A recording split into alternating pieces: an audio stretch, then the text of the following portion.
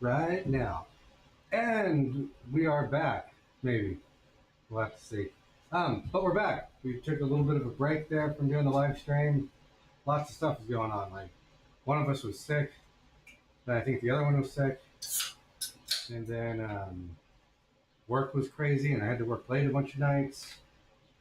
So there's a whole bunch of stuff going on. So that's why we haven't been around, but we're still out here chugging around, doing new things. So welcome back.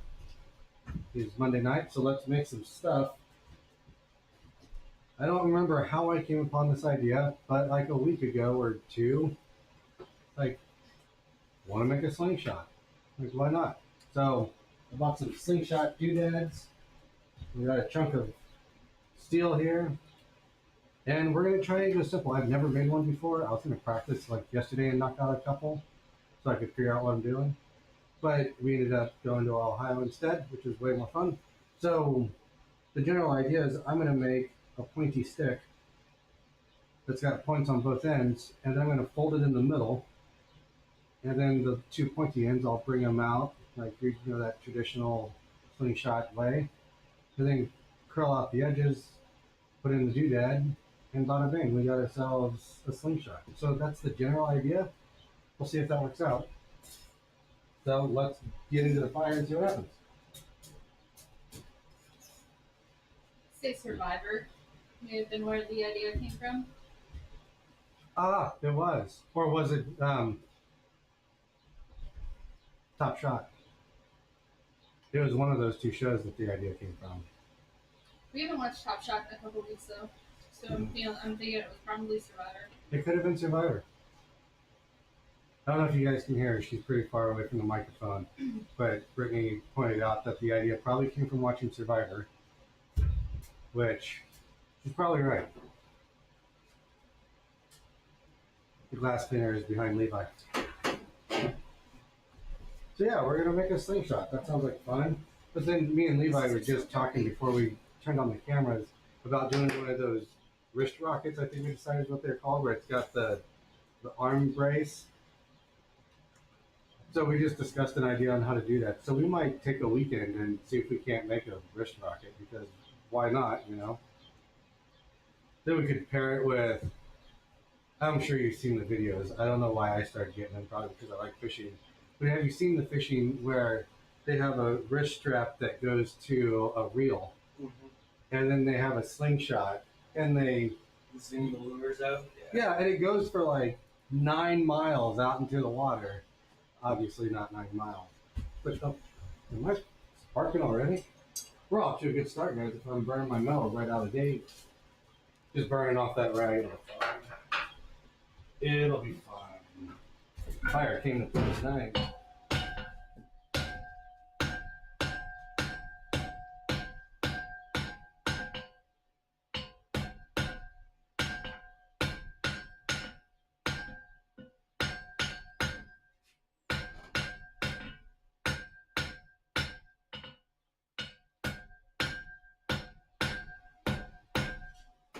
Yeah, I'm going to turn that fire down because that was awfully fast.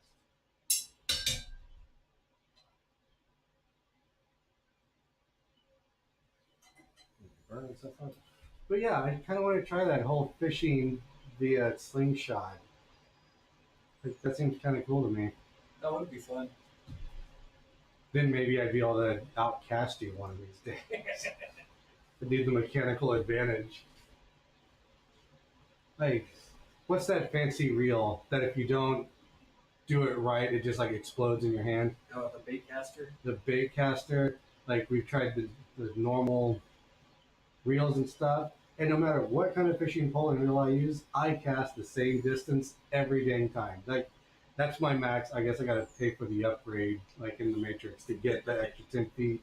And this kid outcast me every single time, and I just can't get past that wall. I don't know if I need to just start tying bottle rockets to my hooks or something and launch them out there. No, what you do is you get one of those Roman candles. That way you get a light show with your fishing Well, you experience. can kind of aim it a little better than you could probably do a bottle rocket. Probably. Right. Plus, then you have tracers to know where to shot. Yeah.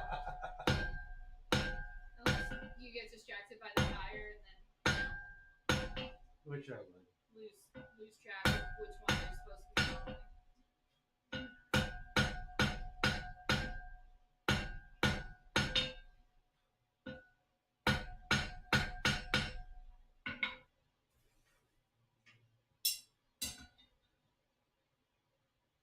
Like those kids, weird kids that go do bottle rocket wars, and they would like make pistol shaped things out of PVC so they could stick it in there and light it, and so you didn't have to hold on to them and burn your fingers.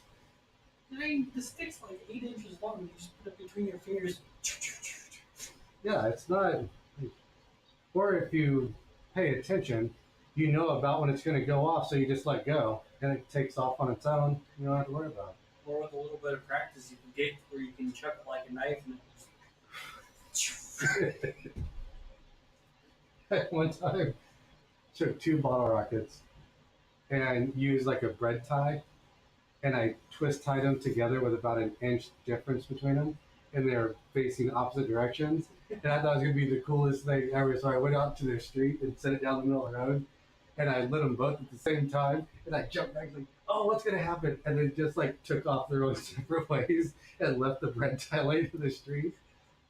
I'd like to say I was smart enough just to give up on it, but I tried it like 6 more times, and I never got them to spin like I wanted to. I did almost catch one to the face though, so that was fun. For a family-friendly show, you're giving a lot of people ideas. Don't do the dumb things I did when I was a dumb kid. when I was little, I had this bottle rocket that was probably about the size of a quarter around, and I strapped a Lego guy to the bottle rocket and lit it off. Was it a Lego astronaut? Yeah. It was one of the characters from Star Wars. I think it was like Obi-Wan Kenobi or something. Not like Obi-Wan. But Like, if you wanted to shoot up Jake Lloyd, that'd be okay. Don't shoot up Jake Lloyd. That came out really bad. If you wanted to attach the Jake Lloyd Lego figure to a bottle rocket, that would be okay. But don't shoot up Jake Lloyd.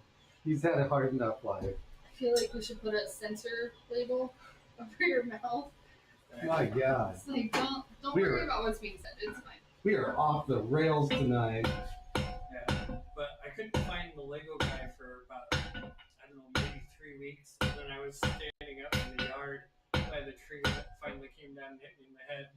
And I'm, 7, 8 years old. I'm like, oh my God, this just came down from the sky. And then a few years later, I'm like, no, that probably was stuck in the tree somehow. The force was not strong with you back then, was it? We were, I was in the 2nd grade, maybe the 3rd grade, and it's 4th of July.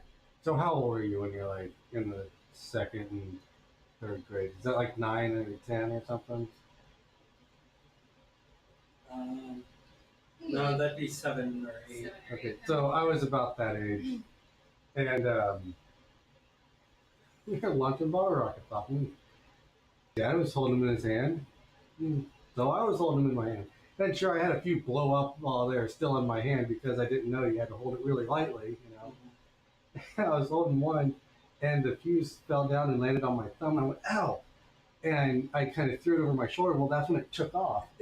And I had long hair back then. And so this bottle rocket takes off. And then next thing I know, I'm getting hit in the back of the head by my mom. Jesse, oh my God, Jesse! And she's just like smacking the shit out of me. And I'm like, what'd I do, Mom? What'd I do? Well, apparently it got my hair on fire a little bit when it launched off. It's like, what'd I do, Mom? What'd I do? Just tell me what I did. I won't do it again. I I'm promise. sorry. Just being patriotic. You remember those blocks that had like 24 little rockets in them? Oh, yeah. My friend and I would build Lego ships and we'd mount those blocks in there and then blast them at each other's Lego ships. So I have a family member who will remain nameless. But they worked in a certain, public safety sort of environment that, would confiscate fireworks. It was in the city and it was an issue. Well, somehow these confiscated fireworks ended up at our campsite. How odd. And of course, our campsite was like our campsite right in front of our camper was a tennis court.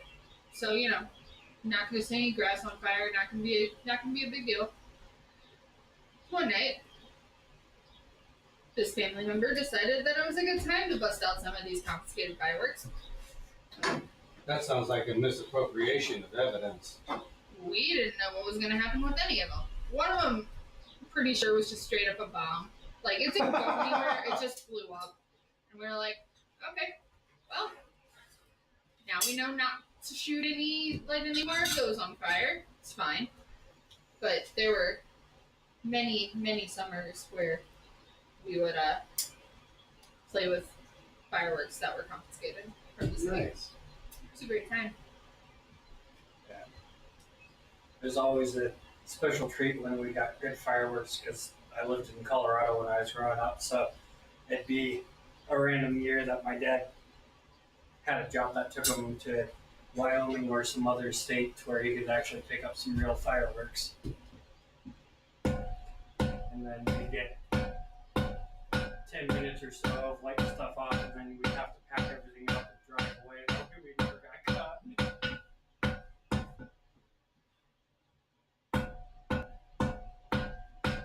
One year, my sister's husband and my dad sat on the porch swing that my dad had built like a big thing for, so it just sat in the backyard.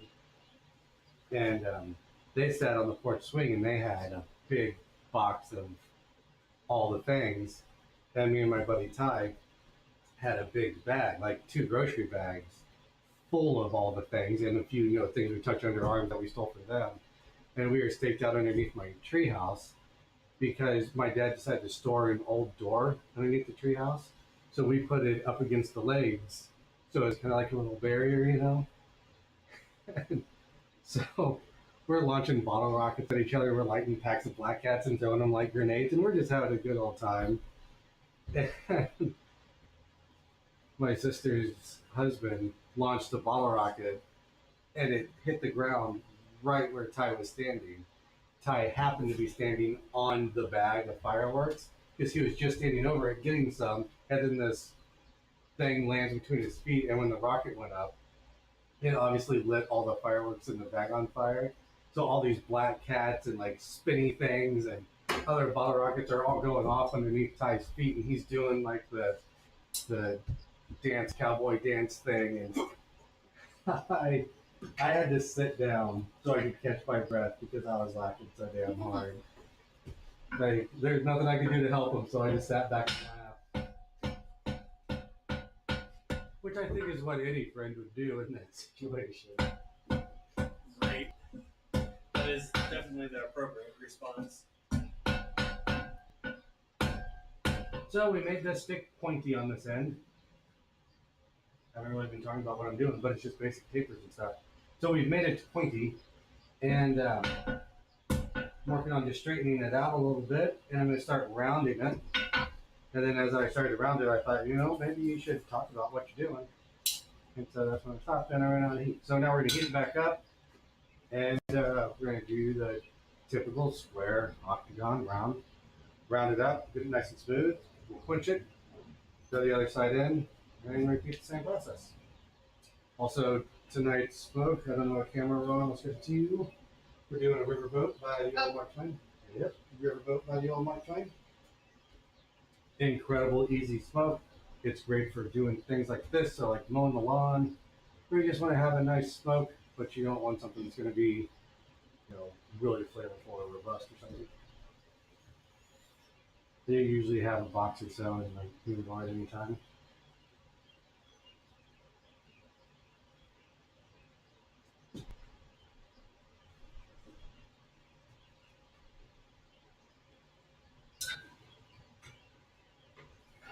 Yeah, a little bit higher.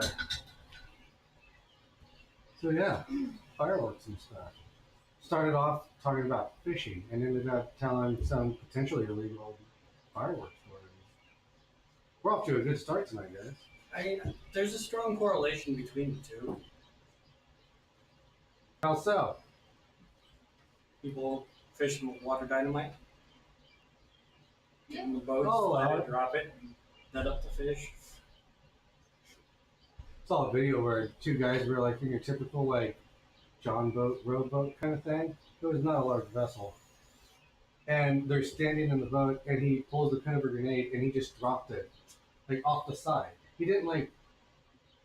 He dropped it straight off the other side of the gunnel wall. And when it went off, the boat's like doing this, and then they're all scrambling to try and stay in the boat. Like, you big dummy, what do you think was gonna happen? Right. Also, how do you get your hands on a live grenade? I don't think I've ever seen a live grenade. Right.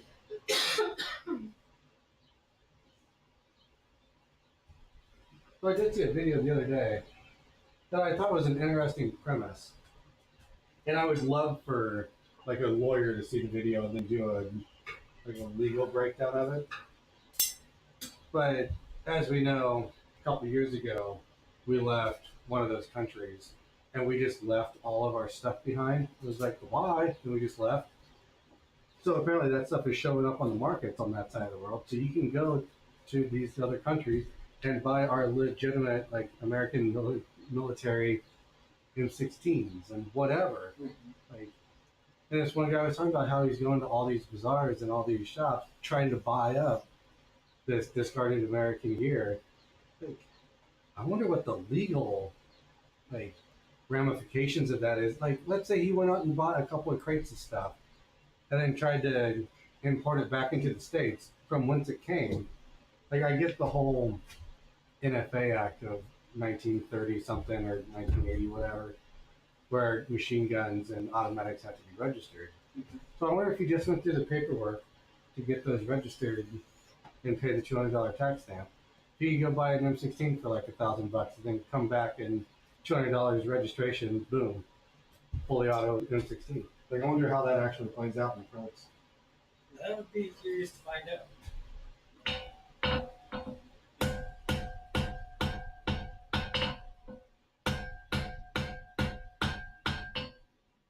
I'd love to see that conversation with customs.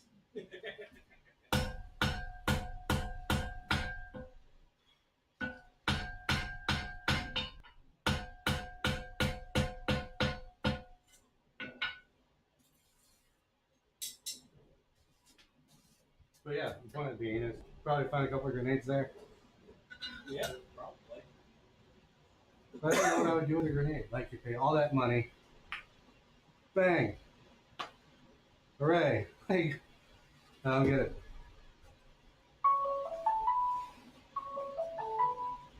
Dad. it. Suspected spam caller. I had a guy call in earlier when we were getting the fire going and we were out here chit-chatting. Then he calls up and he's like, I want to offer you a web development service, blah, blah, blah. And I said some mean things to him and then hung up. And then what was it, like 30 seconds later, my phone rings and he answers the phone by saying, what happened? And I was like, well, I said da-da-da to you, and then I hung up on you. And he's like, why are you scared? And then I just hung up. Like, Bet that was him again. oh, it was certainly him. They called again, but oh, just now? Yeah. Oh, he was out of Texas. That wasn't from Texas. But yeah, it's like I said rude things to you and hung up on you. I don't think that was very ambiguous. But then you call back. I'm not interested, bro.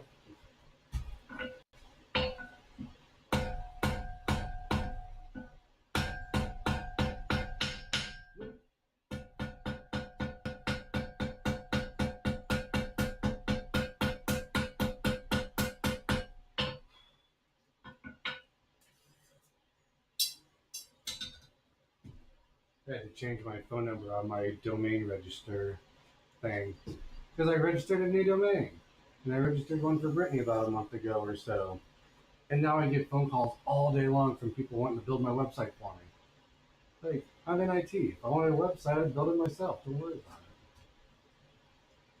it. I probably wouldn't. I'd probably talk a friend into doing it because I hate doing web design. Yeah. Having freshly done web design, it's a lot more frustrating than it used to be. Back in the Web 1.0 days, where it was all HTML and maybe a little bit of JavaScript. It goes so easy. You could bang out like a 5-page website in like a weekend and still have plenty of time to play Doom. So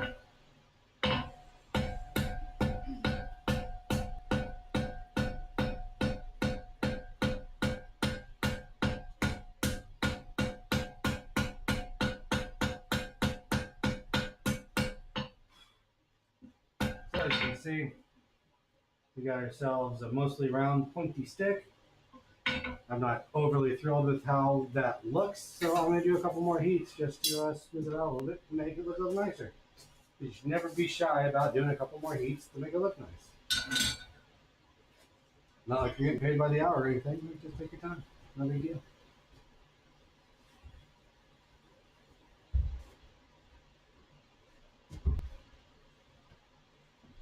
Yeah, web design, not fun anymore.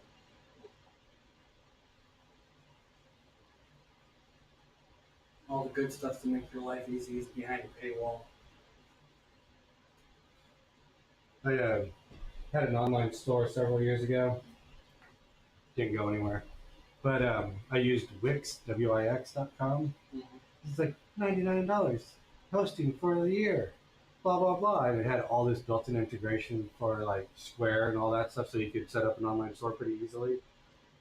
And then at the end of my year, they're like, hey, we've enjoyed having you. Let's sign up for another year at $199 a year. Like, hard pass. Like, no, I think we're done here. So I just shut the whole thing down. It's like, I'm over this. Ran that website for a year and had 0 sales.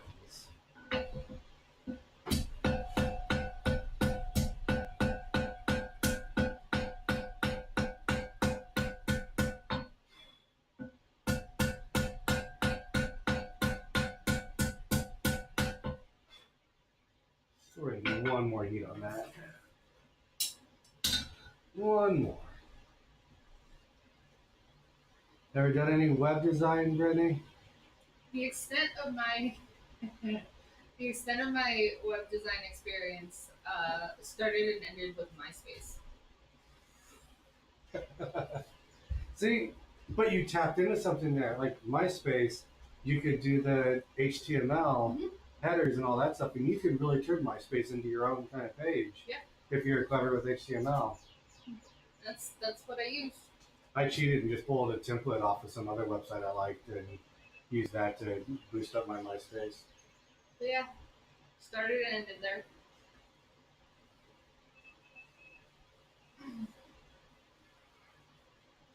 Those were the days. Good old MySpace. People getting in snippy little fights with each other in your comment section over who was in your top 8 spaces and stuff. Good times. Yeah. I never really understood why Facebook beat up MySpace. I think it was the exclusivity of it. Because at first you had to be a college student. And if you didn't have a college-based email, you couldn't have an account. And so it's like, well, you hear lots of people going over they graduated college already, so I can't have an account. And then it's like, hey guys, anybody can have Facebook. And it's like, oh wow, like this is an exclusive thing that not everybody gets to do before. And so we all rushed to Facebook. And I think that's what drained the lake on MySpace was everyone wanted to go jump in the pool because it was members only, but now it's open to the public kind of thing.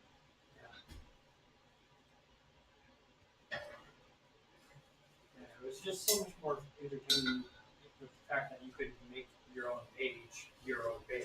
Yeah, I like Facebook, MySpace you better can't. too. Customize nothing.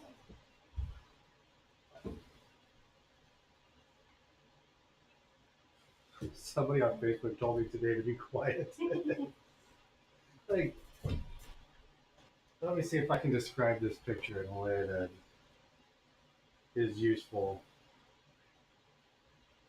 So, I don't want there to be any names in here. Alright. I don't know if it's going to show up on camera, but there's the general image. It's the Skywarn logo. And it's got at the top in big bold letters, all men are created equal. And it's Skywarn in the middle. And then underneath it says, but only the finest served in Skywarn Weather Spotters Network.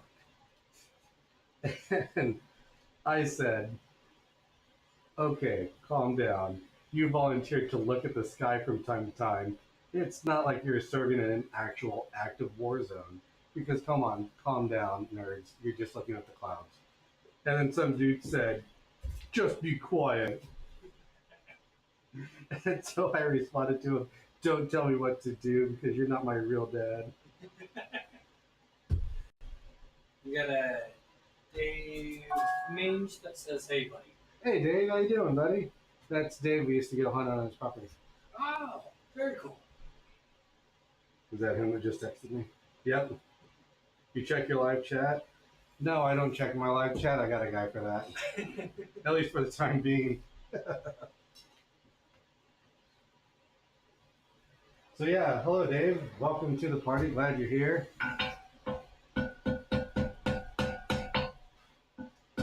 But yeah, I just think it's silly that they think being in Skywarn is like some big brave badge of honor.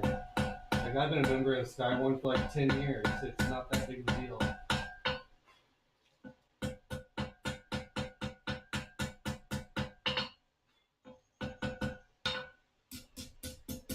Alright, there's gonna be some reshaping of that anyway, so we're gonna quench that end. He's asking what the cigar is for the day, since you missed that earlier. Yeah. The oh, I bent my Wookiee. Oh no, that was just a leaf. We're good. The cigar of the night, number 2, is a Mark Sorry. Yep, right there. Mark Twain Riverboat.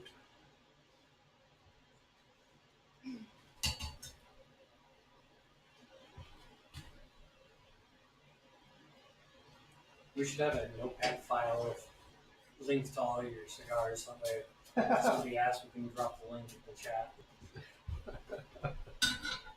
Well, I cheat. I get my cigars from cigarbid.com. You can, if you're paying attention and you show up at the right time, you can get some really, really awesome deals. I've gotten like $10 and $13 cigars for like $2 and $3 a piece. Like, I'm not going to share my secrets on how I get those lower prices because then everyone will do it, and you know, all 5 people that see this video, they'll all do it too and raise the prices on everything.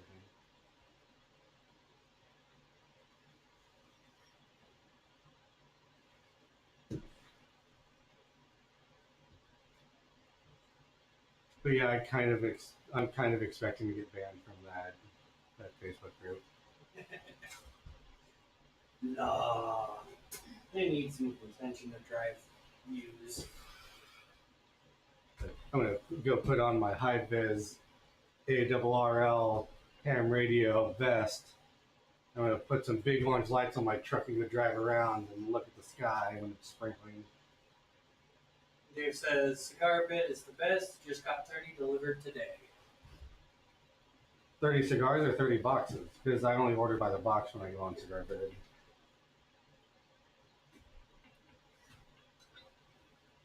I felt a little pompous. I only order from the box. So, I highly recommend it if you have the means. No, you can never be pretentious about your cigars. I just don't see the point of spending like $5 on a pack of 5 Gurkhas and then you pay $5 shipping and then you wait a week for them to show up. Like, just go down to the shop and get them. So like if I'm going to order, I'm going to make it worth it. Mm-hmm. So I try to order no less than 100 cigars at a time. So I keep the humidor stocked.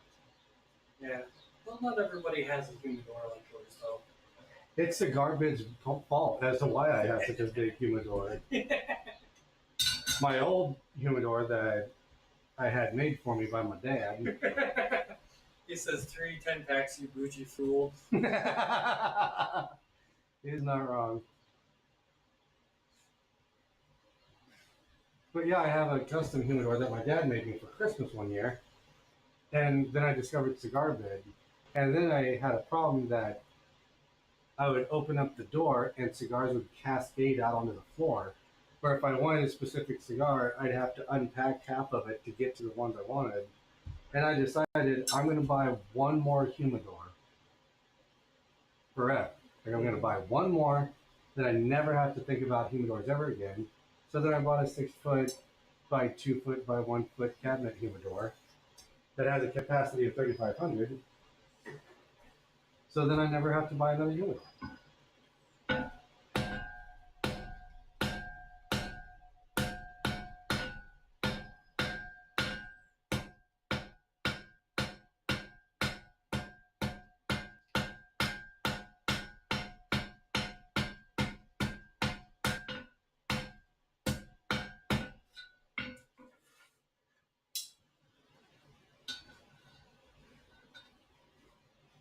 And the most I've had it filled was like 450. Like at the most I had it filled.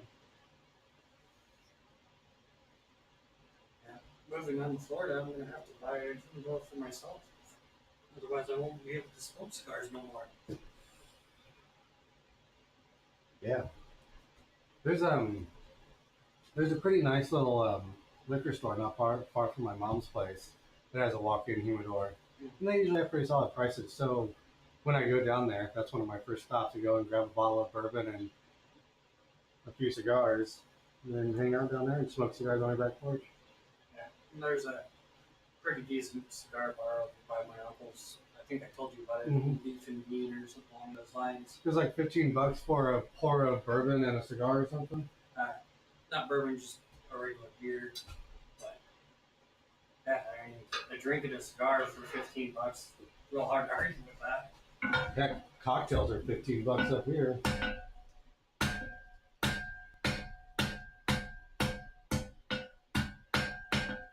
I got a long list.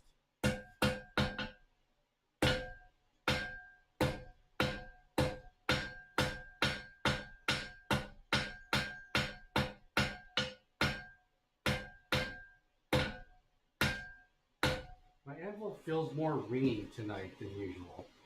A little bit. Like, are you hearing that too? It's not coming through as much on the mics, but it feels like it is here. Dave's saying, hit me up later. We'll need to trade some cigars. Yeah, we can do that. I think what he's referring to is he meant to order like 3 10-packs, Mm-hmm. and he ordered like 13 10-packs. So I think he's got an overabundance of cigars going on down there. Yeah. Didn't you say they sold that place and moved? Yeah, that big 20-acre or 25-acre lot that we used to hunt on. Mm-hmm. He sold that to that mining company or whatever. Remember the edge of his property? Mm-hmm. He sold it to them, and then he bought a place like 10 minutes closer to like the city. It's a really nice place. Yeah, I think he went out there with me one time. That The was big place old barn. Yeah.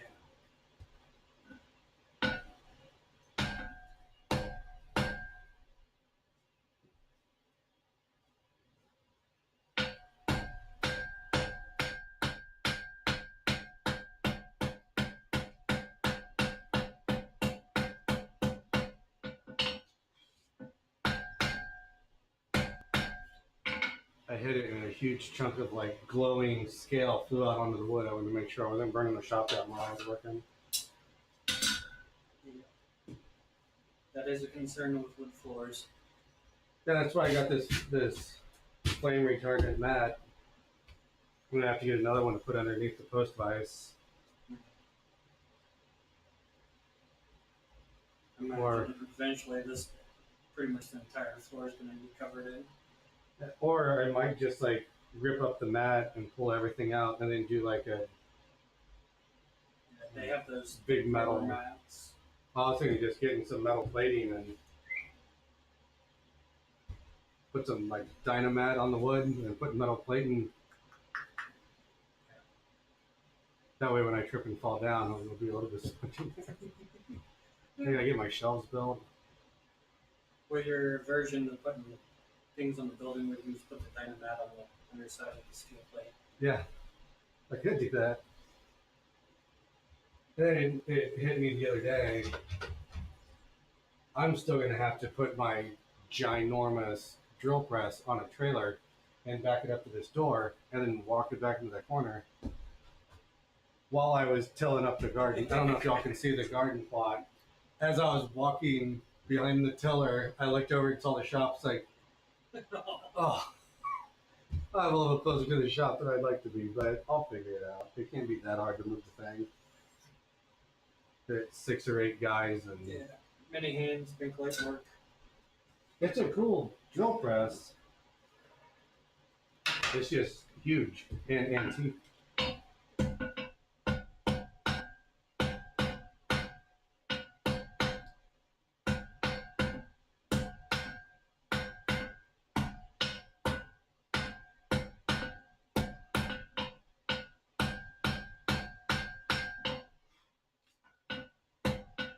Yeah, on the like stamped in the front of it or the side of it, it's got the year it was made stamped into it. 1900. Criminy. Yeah, like, well, that's really cool. Right? That's awesome. But yeah, it's probably from where you stand to the belt that runs the thing off the motor is probably 4 feet away. The thing probably stands about that tall or so. So it'll be fun. Yeah. Probably find a building plate to put on the rest. Maybe. Didn't consider that. That'd be- Considering that Paul has a ginormous, like, 8 or 9 foot mill. If I need something to mill, I'll just see him. Well, we were talking about doing those knife blades. If you got that and a smaller one not fit on the press, you could get it with a musser, just Oh put a yeah, couple edges in with a mill rather than spending hours on a grinder. Yeah, I'm gonna have to. If I get to the point where I'm knocking out knife blanks, I'm gonna have to invest in a 2x72 so I can get that stuff done a lot faster than using my tiny little 1x32 or whatever it is. Mhm.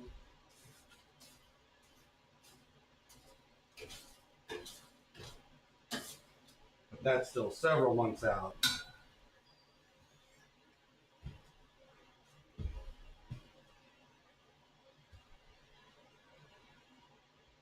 So yeah, that'll be fun.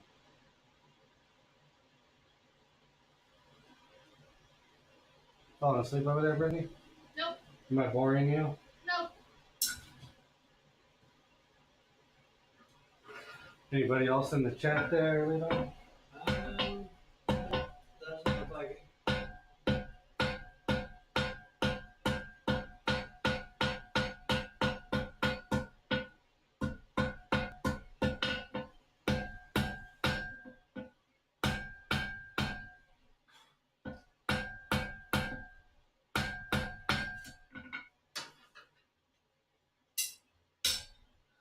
Yeah. So yeah, putting in a big old garden. And of course, if anything's worth doing, it's worth overdoing. So we can't be, satisfied with doing a garden and then maybe putting a small little bit of chicken wire around it to keep the deer and the rabbits out. No, we're gonna build an 8-foot cage that's gonna be basically 8 by 20 by 20. All the way around the thing with a framed in door. So A, the animals stay out, and B, in the fall, we can just chuck our chickens in there. Other animals stay in. And then we don't have to worry about the giant hawks in town swooping in and snatching our chickens.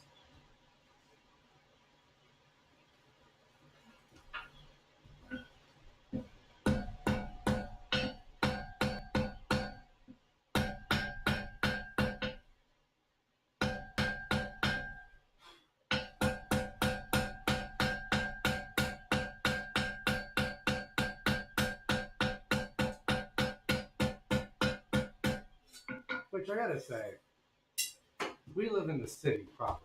Like, we're legit in the city. I see so many deer. Just all the time.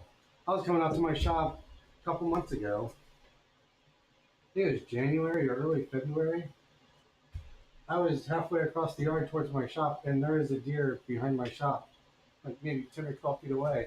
And he was a big boy. It's like, Makes you hungry. yeah, it's like I wanted to run back inside and get my crossbow. It's like, mount him on the wall and put him on my barbecue. But I see a lot of deer in my neighborhood for being in the city. Yeah, but we live in a pretty heavily wooded kind of area. So I mean, That we do. We do have a lot of trees in the neighborhood. Which is funny. We for years and years and years living here, the squirrels in this neighborhood were like the size of house cats. They are big, chunky boys. And then a couple of hawks moved into town, and now all our squirrels are normal sized. Like it took them maybe 1 year to get rid of all the fatties, and now we just have normal sized squirrels. Which is fine because it's funner to look at giant hawks than it is to look at giant squirrels, I guess. I wish somebody would go up to Michigan and kidnap like a couple of hundred of those black squirrels that they have up there with the tufted ears, and then just let them loose down here. That would be great because those are cool looking squirrels.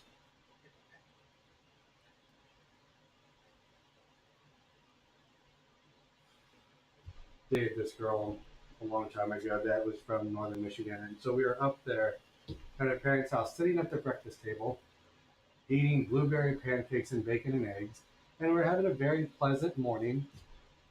And she goes, "Oh, Jesse, look, there's some black squirrel out there." And I looked up, and sure enough, by one of their bird feeders was a black squirrel just hanging out, like doing a squirrel thing. And without saying a word or causing any attention to himself, her stepdad got up and walked away from the table without saying a word. I figured he was going to go grab more pancakes or go pee or something.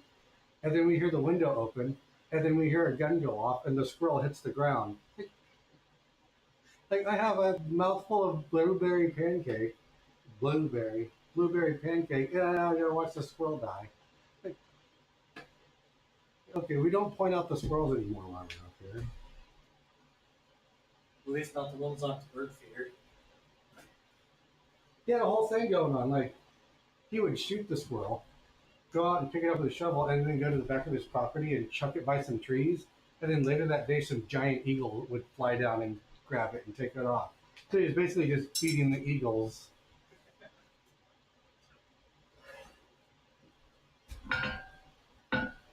My mom lost her mind one time. She got up in the morning and went to go look out her back door, and there was bear snot all over the glass door. She was so mad.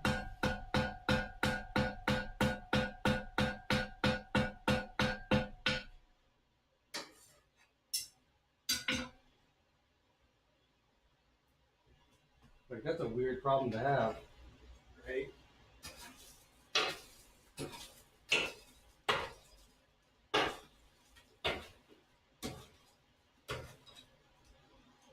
That was the problem I had.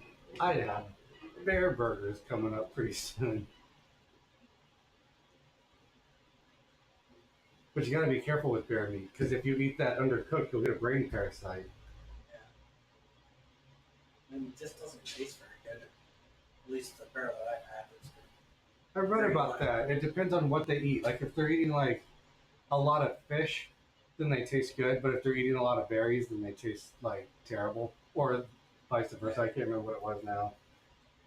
I don't know. I just figured the ones that I had tasted were too close to the city and were eating more garbage than actual food. Oh, yeah. Not good. What about you, Brittany? You come from a family of hunters. You ever eaten bear? nope. Now you guys are really into your Bambi burgers down there. We're very big into Bambi burgers. And rightfully so. Her mom and or stepdad, I don't know who is the one doing the work. Best deer burgers I've ever had by a long shot. By a wide margin.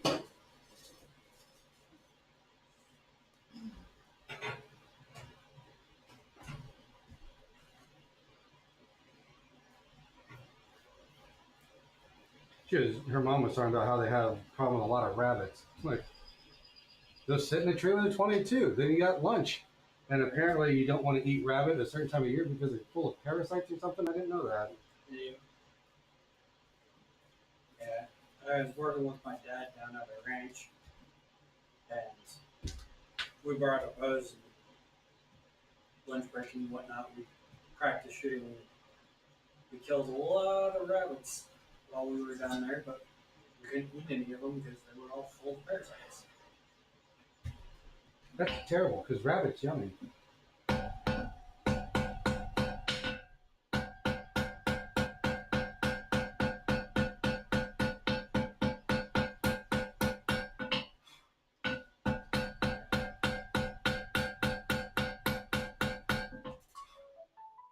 do one more heat on that rounding and then we'll jump to the next step. Florida. Nope.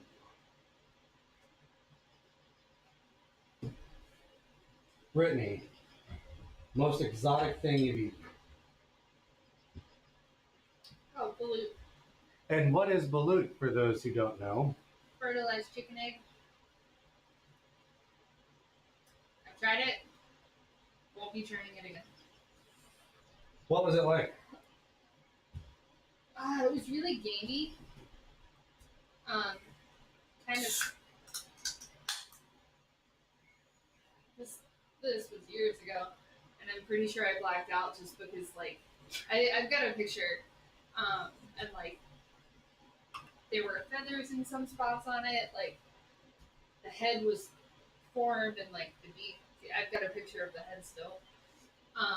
Wait, I'm sorry. Did you say it was chicken or duck? Chicken. Chicken. I don't know why I always think it's duck. But yeah, that is probably the most exotic thing that I've had, and I did not enjoy it. It was not good. What about you, Levi? Most exotic thing you've eaten? Native to the U.S., I'd say rattlesnake quesadillas. Did you just say rabbit, rattlesnake, quesadillas? Yep. I'm on board with that. That sounds good. It was essentially a sausage mix of the two meats. Sauteed them up, tossed them in the quesadilla where I used them at Cliff House. And then in one of my trips, found a hole-in-the-wall Asian restaurant. Had some monkey brains. So, That was up in Canada, wasn't it? nah, that was West Coast. Canada was all fish because we went on a fishing trip up there. This story, because you told me that story once before. Mm-hmm. I thought that was a fishing trip up north that you did. No, that was a lot of pike, a lot of bass, a lot of lake trout. The trip to Canada. Yeah, we never went. The trip to Canada, the only time we ever saw people was when we stopped at a gas station to fill up the tanks. That sounds like a wonderful trip. Oh, it was spectacular. The buddy was telling me about this trip. I can't remember all the details, but you go up to Canada and you go to some place, and then you get on like a puddle jumper airplane, and then they take you like out into, I don't want to say the bush because it's, I guess it'd be the bush, I guess, but they take you way out, and then they just dump you off at a cabin with your supplies and be like, see you in a week, and then they leave you there, and then you just gotta, fend for yourself in a cabin, and then you hunt and fish and stuff while you're there. That'd be so much fun. Yeah, sign me up. I might not come back though. I think the most exotic thing that I have eaten would be duck brain, which I didn't know that's what I was eating when I was eating it. But if someone presented me a plate of that right now, cooked the same way, I'd destroy a plate of some duck brain. That was delicious.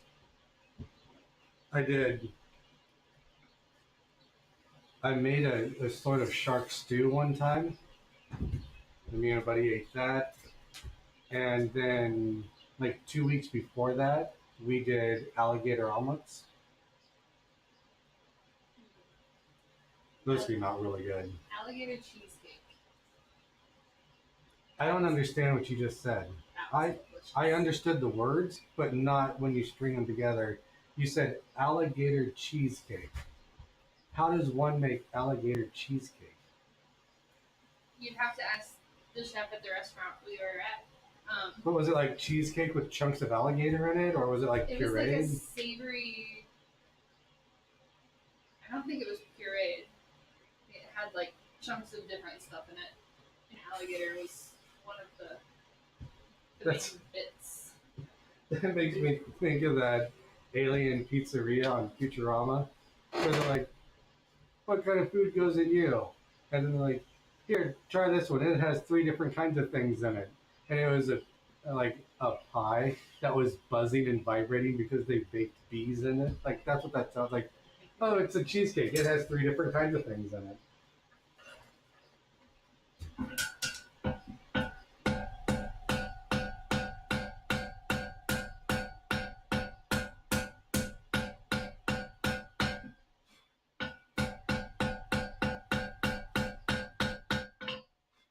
Cool.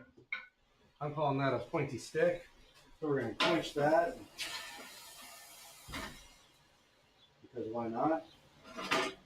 I'm going to have to get my new quenching bucket out here because I think that one's starting to go to pot. Alright, cool. So now we're going to get the metal hot. And then I'm going to try and bend it in half and get those 2 points to meet. It might take a couple of bends. We'll just have to see. I'm shocked you didn't measure out the middle. Okay, I could measure it, right? So let's say it's 12 inches, point to point. And I measure it at the 6-inch mark. And I start bending it, it's still going to come. And I'm still going to have to do a lot of this to bring it back. So I think I'll eyeball it, and I'll smack it down off the edge of the anvil. And I'll stick the point in the hardy and kind of bend it down and adjust as needed. Maybe shouldn't have put the points on it, because if I have to hammer on the end, I'm going to want those points. Be easy enough to fix those. I mean, the points aren't going to be super high, so. Maybe this will come in handy. Remember, people, always have your tools ready to blow up. Well, metal's getting hot. That's exactly right. Absolutely. Don't wait until you have hot metal in your hand before you go looking for tools. As funny as it is to watch you search for your tools when you're swinging around a stick of hot metal. Hey guys, you see my bending wrench? And then you smack some guy in the face, and now you have one less friend. Depending on what that friend's doing, that could just be a domino effect and cause problems for all the people.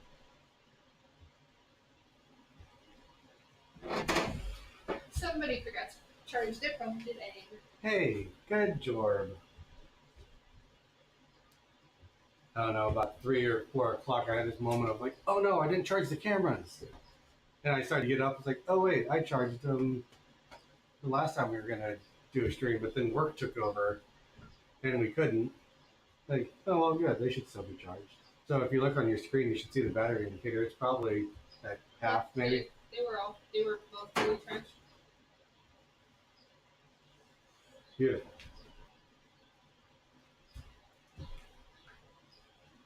All right. Phone, on the other hand, 36%.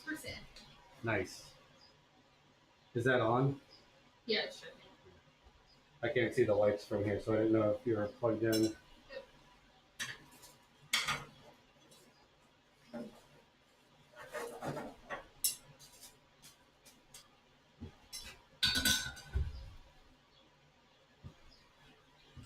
Yeah, I gotta say, this is coming really handy.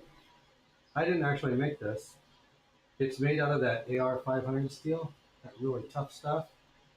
They banged out a whole bunch of them on the power hammer one day just for fun because they wanted to play with them.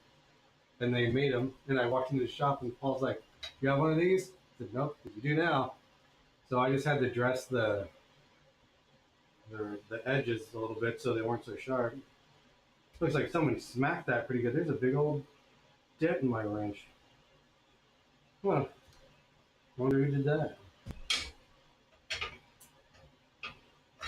It might have been me, but I don't think so. That's a pretty big chunk. I have a lot of noobs at the shop. So when they're struggling to bend stuff, they're like, hey, so using those tongs, try these. So this has been used by many a noob.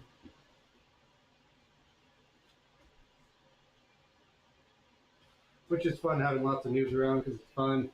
but then they'll come out of the fire like they got a lightsaber as they walk to the anvil. Like, easy there, Obi-Wan. I want to keep my arms.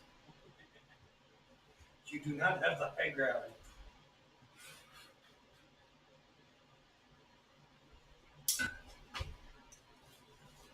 But interesting thought about that scene. So, Palpatine had a couple little errand boys, right? Darth Tyrannus, Darth Maul, Cyphodepus, before Darth Tyrannus killed him. And then he basically just used Anakin to get what he wanted, to take over the Senate and all that stuff and become Emperor. And then Obi-Wan slices him up real good and leaves him laying in the lava at Mustafar. If you think about it, Palpatine really didn't need Anakin anymore. No, not really. Because if you think about the jump from, if you ignore all the extra BS and you just look at the movie canon, Obi-Wan messes up Anakin. Palpatine spends how much time and resources rebuilding him, and then in the very next scene, he's basically just like an errand boy, just doing what he's told, and he gets upset if you talk to him mean, so he chokes you a little bit. Vader largely didn't have much of a job. Palpatine could have handled it all by himself and not run the risk of the rule of twos, where Sith have an apprentice until they think they're big cheese, and then they take him out, and then they win. It just doesn't make sense that Palpatine would have kept Vader around.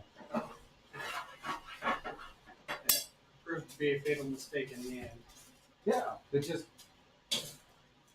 seems silly. It's almost as if Star Wars was meant to be a movie for kids to sell toys. Yeah. So, when adults start thinking about these things, it falls apart pretty quick. But the old adage, I think, is true, that true Star Wars fans hate Star Wars. I think that's pretty astute. Yeah.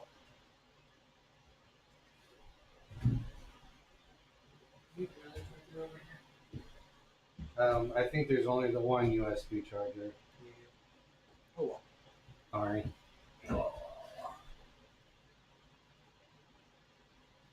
I thought maybe there was a normal sized black cable. Is it behind the laptop? I was looking.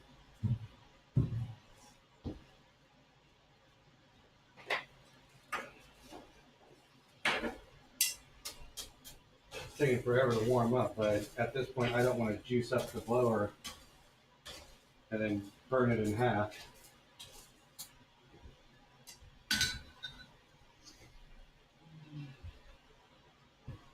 I don't have any USB cables over here.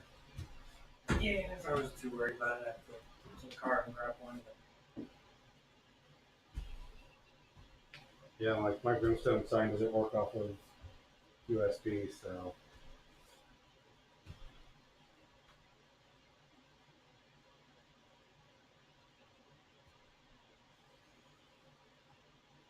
I think the dumbest thing Star Wars ever did was that stupid Sith knife from the very episode 9 maybe, where they had to travel to some BS planet and they held up the dagger on the shoreline and it matched the ship that had crashed in the water.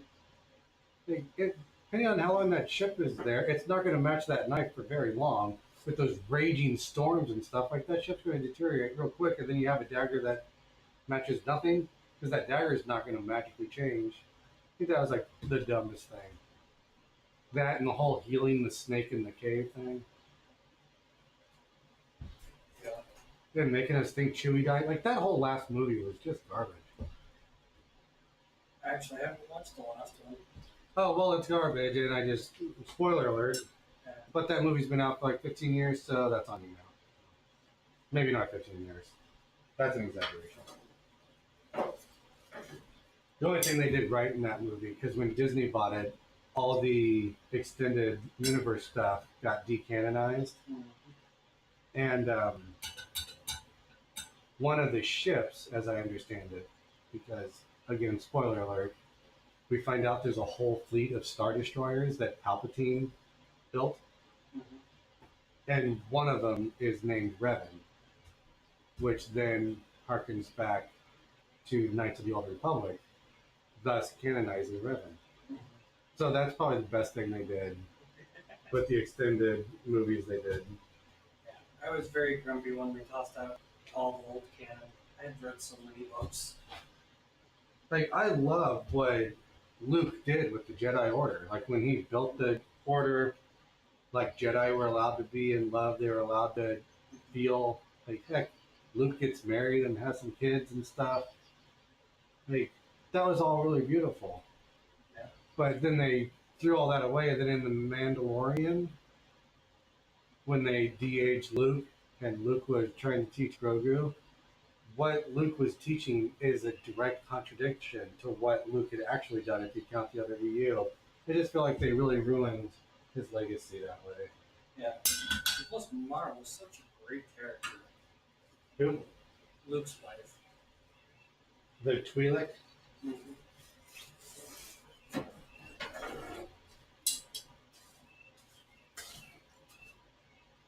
She was one of the slave girls from Jabba the Hutt's barge or castle or whatever, wasn't she? I think she was the green dancing Twi'lek. I don't remember that, but that definitely could have been. It's been quite a number of years since I read that particular book. I think that, like, that's how I met her, was when he went to go save Han and whatnot. And I think at some point in time he runs into her again, and, you know, the rest of the story happens.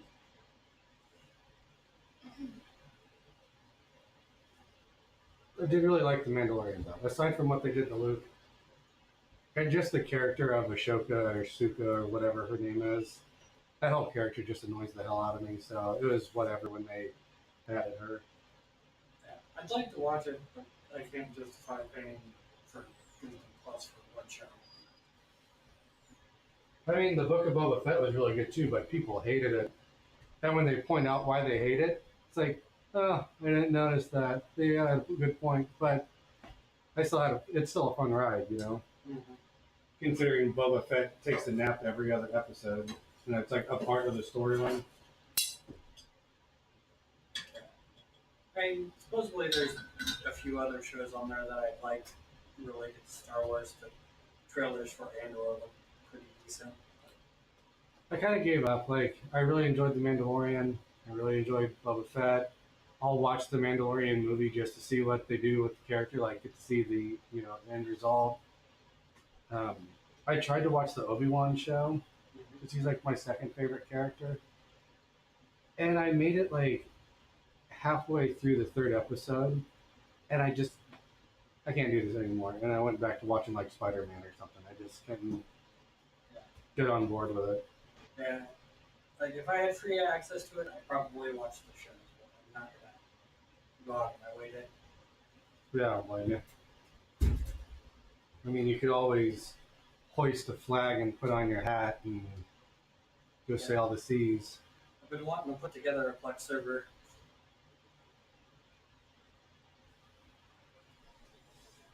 Plex was really cool. At one point in time, I was a member of like 2 different Plex servers. So between the 2 people, I had just about everything I could ever want. And if there was something that was missing, it was just a text message away. Like, hey, just wanting to watch blah, blah, blah. Like, all right, I'll be there tomorrow. My man. Yeah, I figure I need to build an additional server with some larger storage than what I got right now before I really play around with that too much. Is your uncle's file server still on that old laptop? Yep. Is he paying for that yet? Yep. He is? Mm-hmm. Like on a monthly basis? Yep. That's where the majority of my income comes from, is that, and then they'll send me random other things to do. Well, I would highly recommend burning like $10 a month and getting like a Google Cloud server and shift it all to there, because that laptop is going to catch on fire any minute now. Yeah. Well, the main reason why we set up the own cloud server is to do everything that he wants to do.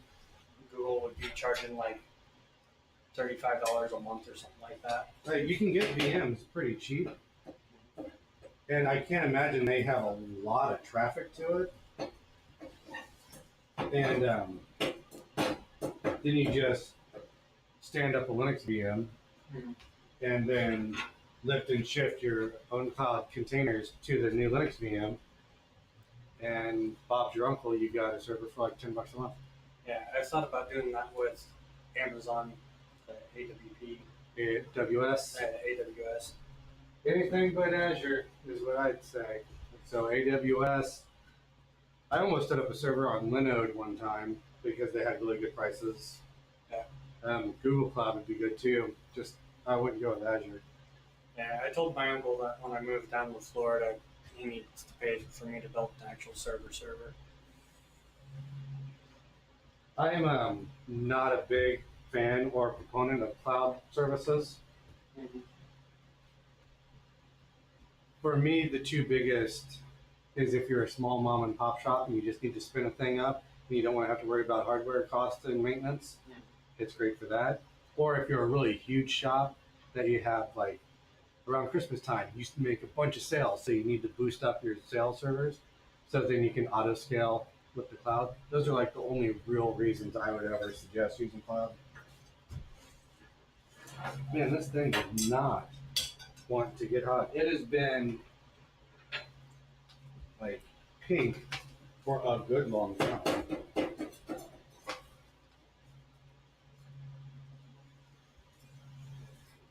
All right, we're gonna juice this up just a tad. Just a tad. I wonder if I got a clinker down in there or something sucking up all the heat. Yeah. Or when's the last time you cleaned out the drop? I honestly God couldn't tell you the last time.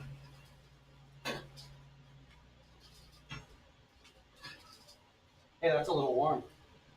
I would imagine. Just, FYI, if you're going to open up the chute, I should weld a little handle on that or something. Because the flap wasn't hot, but the the pipe coming down out of the floor was a little warm.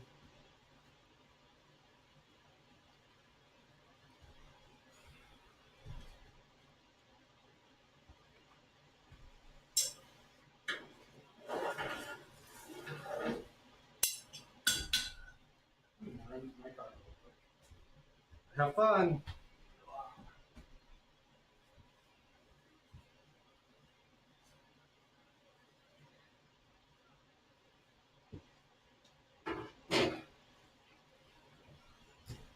Yeah. Yeah. Yeah. Yeah. See how this turns out. I, again, never made a slingshot before, so let's just see what happens, I guess. And if it comes out kind of cool, maybe I'll bang out a couple more and throw them up on the store just to see if they move. I got enough doodads to make like 4 or 5 of them.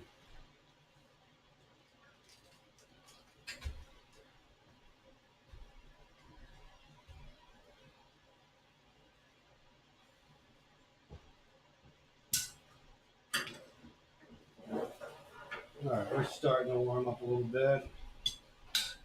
So yeah, like I said, I don't expect this to bend in half on the first try. So I'm going to kind of eyeball half of it off the anvil and smack it down to about a 90 degree. And then I'll stick it in the hardy hole and try to close it. And then if I need to adjust, I'll try to use my wrench to adjust it down or up to try and get them to match up. Then we'll smack them together real tight. And then we'll pull out the uprights and then curl it. So it should be a big deal. Should be pretty easy. Oh, it's after 7 o'clock already? Wow. We're going on hour 10 minutes. You should be able to get this done in another 50 minutes or so. Ooh, that's nice and hot. Alright, so we're going to hang it off the edge here. That looks to be about half.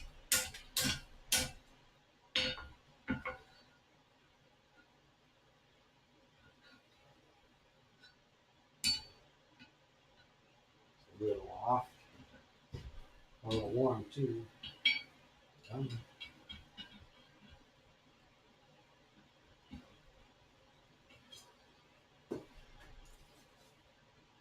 That is way off. We might have to straighten that out and try again.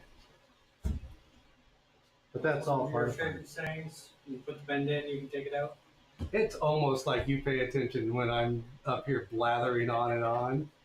That's a couple of my little blacksmithing lessons I like to spit out while we're doing this thing.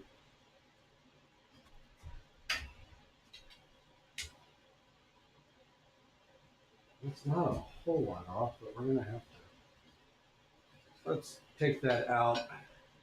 We'll try again. Don't go anywhere.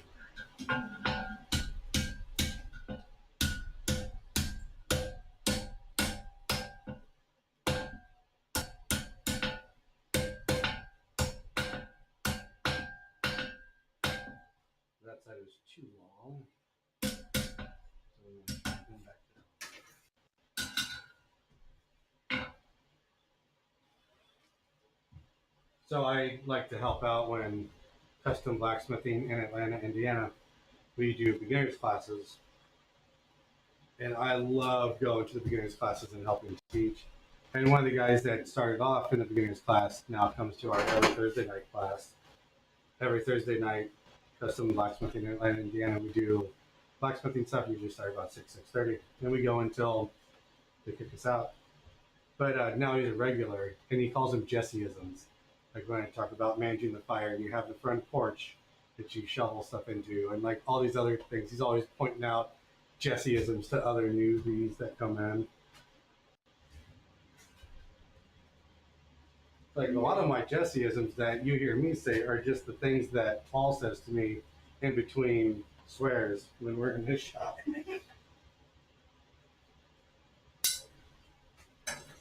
All right, let's try it. Let's try this.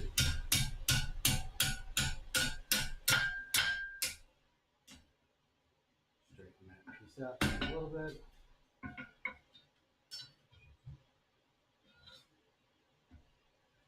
It's still too. Oh, I went the wrong direction. You know, when something's too long, you don't come back more. You got to go forward some more. So, you know, pay attention to what you're doing. Don't be like me. So you don't have to do this back and forth stuff so much.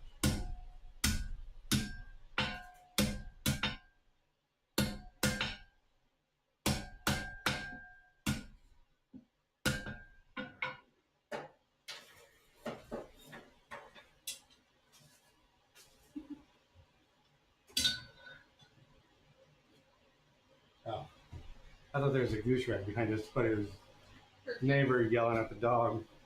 I heard, "Bah!" I was like, is there a goose coming up behind me? I didn't even hear James.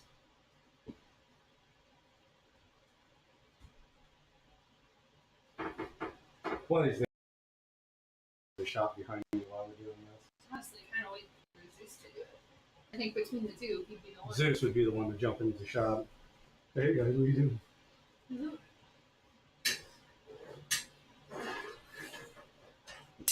Zeus is a good dog. He's a German Shepherd. You know what he is? Yeah, I'm not sure if he's mixed with anything. He's definitely mostly German Shepherd. For being a short dog, he's got some massive feet. Like I thought he was going to get much bigger than he did.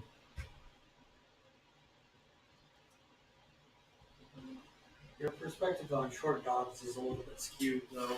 This is true. See, I just see Rosha as a large dog, and everything else is like a medium-sized dog. But apparently, I'm told like golden retrievers and German shepherds are considered large breed dogs. Like, psh. Until your dog can comfortably put their front paws on the front of the oven and lick the skillet on the back burner, it's not a large dog. No, that's an extra large dog.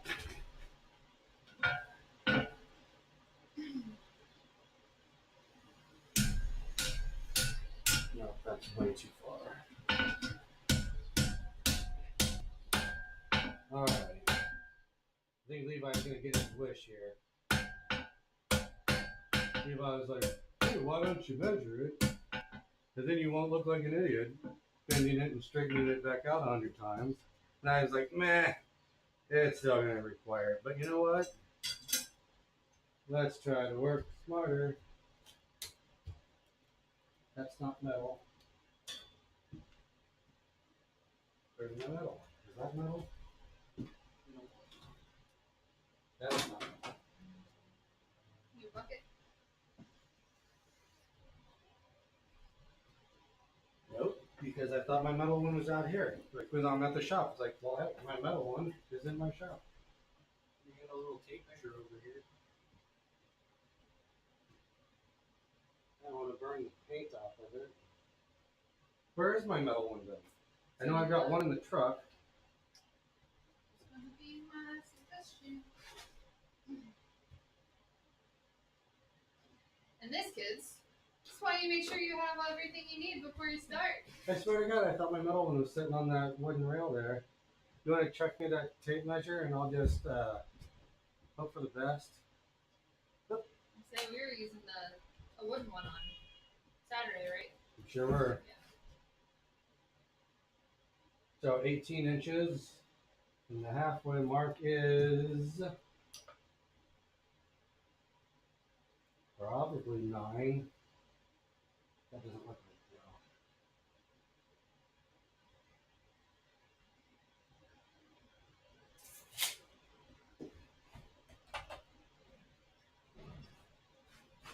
So what we're going to do is we're going to mark this. That doesn't look like the middle to me. That's probably why I couldn't bend it in half. And what we're going to do, we're going to find a nice sharp edge on my anvil, which my anvil is almost exclusively sharp edges. And we're going to put a little dip on that. So now when we stick it in there, and it's all hot, I will be able to find that notch, stick that notch in the anvil, and then smack it down. Are you hearing like a ding dong sound, or am I going crazy? Car doing something over there. Well, tell them to knock it off. We're doing stuff. It might have been the truck from next door. From the tree people. Like a Lorax? Yes. Except for it's the opposite of the Lorax, they cut down the trees. Well, see, that doesn't look like the middle of it. Oh, that's why, because that's why. All right, I'm just having a little bit of a senior moment here.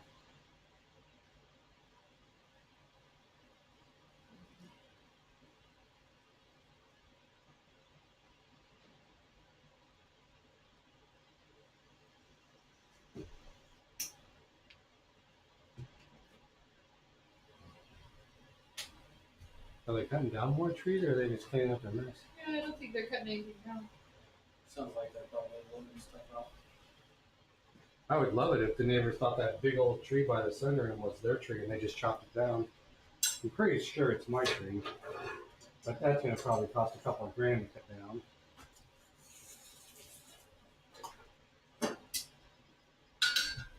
I'd love to get rid of that tree, but it's just too expensive to get rid of it. That thing has been throwing giant branches at my house for years. Yeah. That's not one that I'd want to tackle myself. I wonder how much it costs to get a surveyor out here to definitively mark, because I don't know if their fence line is on the property line or no, do a front, which I don't care. If they've been crossing my yard, I don't care. They've had it long enough, they're entitled to it. But it would be cool to find out if that tree was actually on their property. And I could be like, excuse me, but your tree is destroying my roof.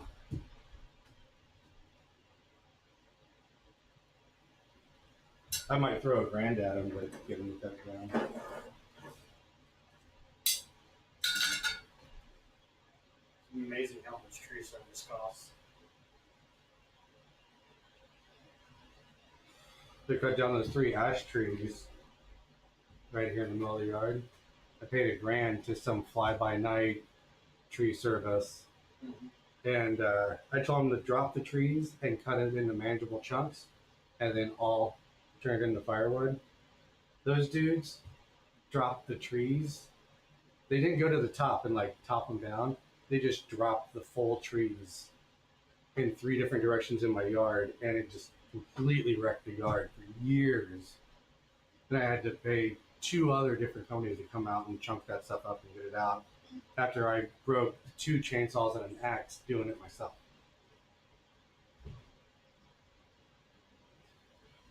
I had a lot of firewood for a big long time ago. I probably got about 3 winters worth of firewood out of what I cut up. Alright, so now we find our little notch. Our little Levi notch here. Now a little bit of luck, that'll stay in the middle. And I cannot see my notch. And it still didn't. You all just watched me lock in that notch. We have video evidence that I did that, and it did not in there at all.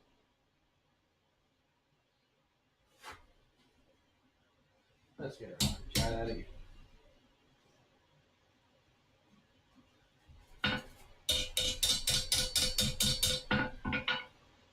Your sticks can be a little bit wobbly. Yeah, I figure once I get it together, I'll do a couple heats and work it all the way around and try and straighten that out some. But yeah, that is getting to be quite decrepit. I keep hearing that thing shuffling behind me. I think someone's like sneaking up on me. Just because I'm paranoid, it doesn't mean everyone's not out to get me. Speaking of paranoid, From earlier. say what? It's the Indian guy from earlier. You fly up from Texas just to hit me with that hard sell. But speaking of being paranoid, I don't know how it happened, but I somehow, on one of the video short places, I have somehow fallen into like the conspiracy algorithm. I get all sorts of wild videos about demons during the Vietnam War and Yeah. clones. The reason why we don't use infrared, we use the green. Yes. But apparently there's like some chemical in their goggles that was leaking and they're all tripping. Like, how did I fall into this like crazy conspiracy theory thing? Like apparently there's clones and like Eminem's not Eminem anymore, it's a clone. And like Bradley Cooper is actually some other actor that disappeared. It's like, how did I land in this algorithm?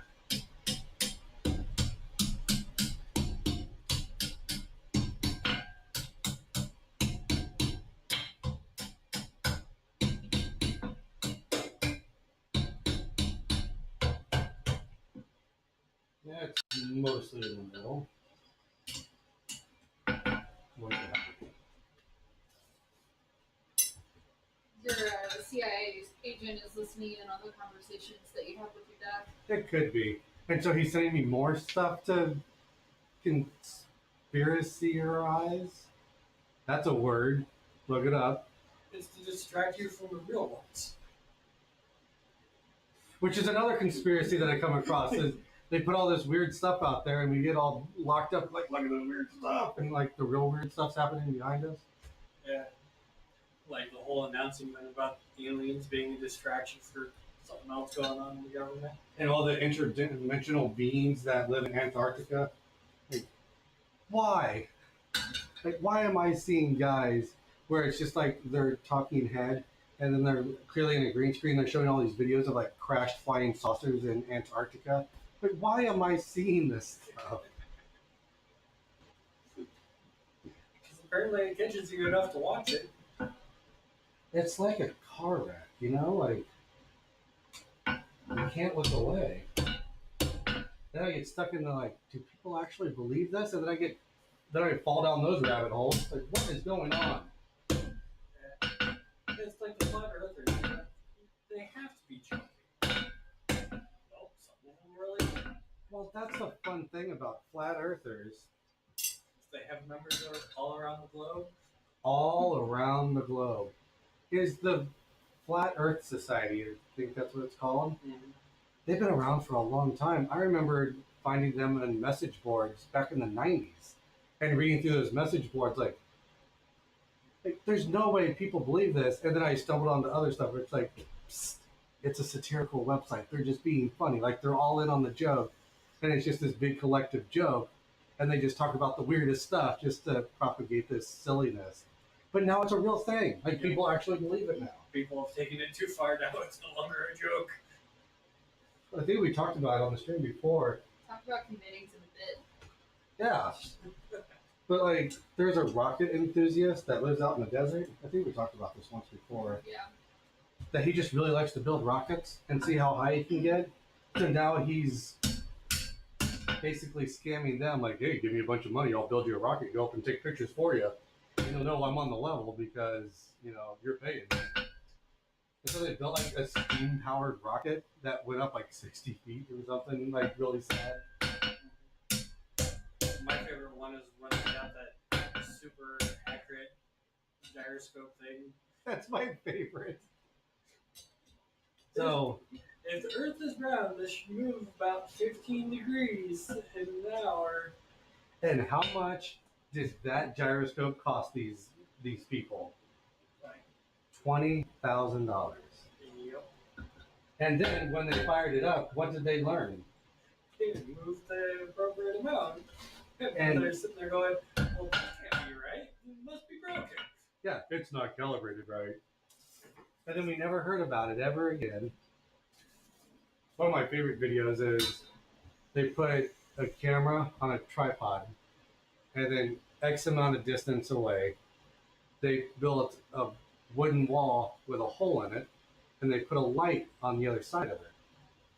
And they said the Earth is flat, and when I turn on this camera, I'll see that light, and it's no problem. Proof. And they turned on their camera and saw no light. I'm like, we don't see the light. What's going on? Do you have it at the right height? Yeah, I have it at the right height. Well, try and raise it up some. And he raises it up, and you see the light come into the camera shot because it's coming up over the curvature of the Earth. And they're like, well, that didn't work. Turn off the cameras. Like, but you just proved yourself wrong.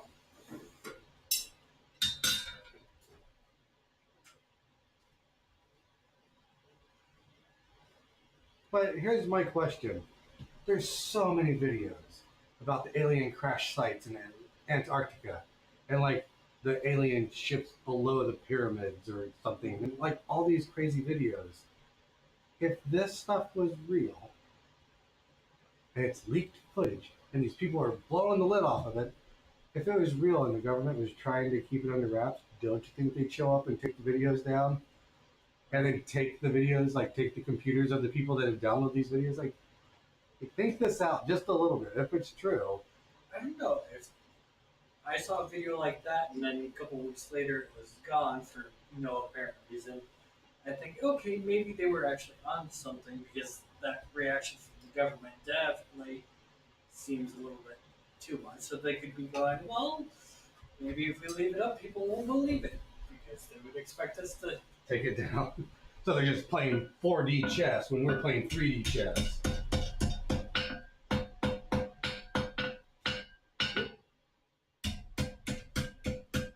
Let's just teeter-totter back and forth a whole bunch. All right, so now I think the best idea here is to bend these out. Again, not made one of these before, and I'm just kind of winging it. I think I'm going to come down about that far or so. I'm going to do 90 degrees out, and then give myself maybe an inch or two on the ends and go 90 degrees up, and then curl my stuff up, and Bob's your uncle gets a slingshot-shaped device, I think is what we're going to go for here. I don't know. I take your hand and measure your hand up from the bottom of it. Levi is crushing it on the ideas tonight, kids, so we're going to hear from him.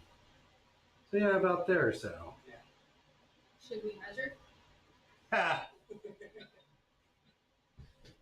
We are going to mark one. We can do that for this. We're going to roll it over and mark hold on to this. That would be super.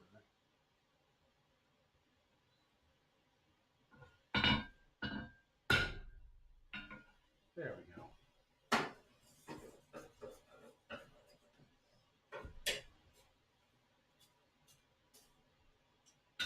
We're just going to forge around and find out a little bit tonight, see what happens. Yeah.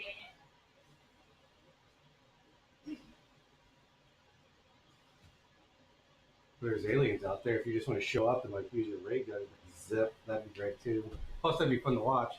You know, Unless you're gonna have like the weird glass globe, and be like ack, and like shoot 'em. Terminate. Thank you both for getting that reference. I appreciate it. You know, the aliens were supposed to have actual lines, but they didn't write them yet, so they just wrote ack, like when they talked, and then they're like, we'll run with it. "We'll do that. That way, we don't have to come up with dialogue in actual sentences. We just make them ack through the whole movie." But as far as like really terrible sci-fi goes, that's purposefully terrible. It's a great movie.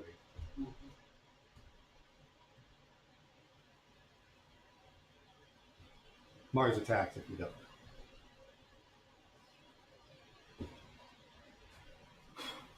There's a lot of big names in that too. Like Jack Nicholson was like the president or something in that movie.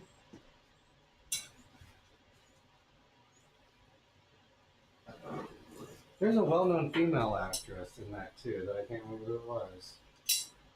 Was it Kathy Griffin? Was in that? I don't remember.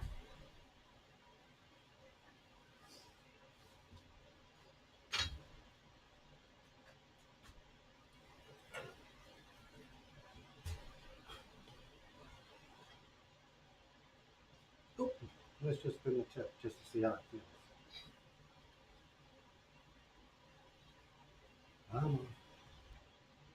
Just lock it down there.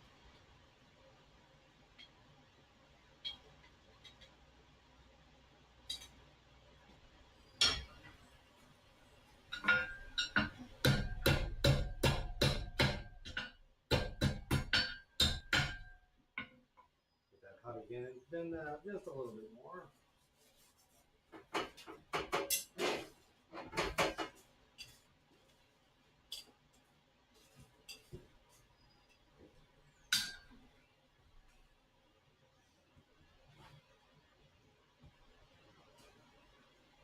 So, Brittany had a very exciting weekend, I think the weekend before this one we just came out of, because she got introduced to one of the best worst sci-fi movies out there, Starship Troopers.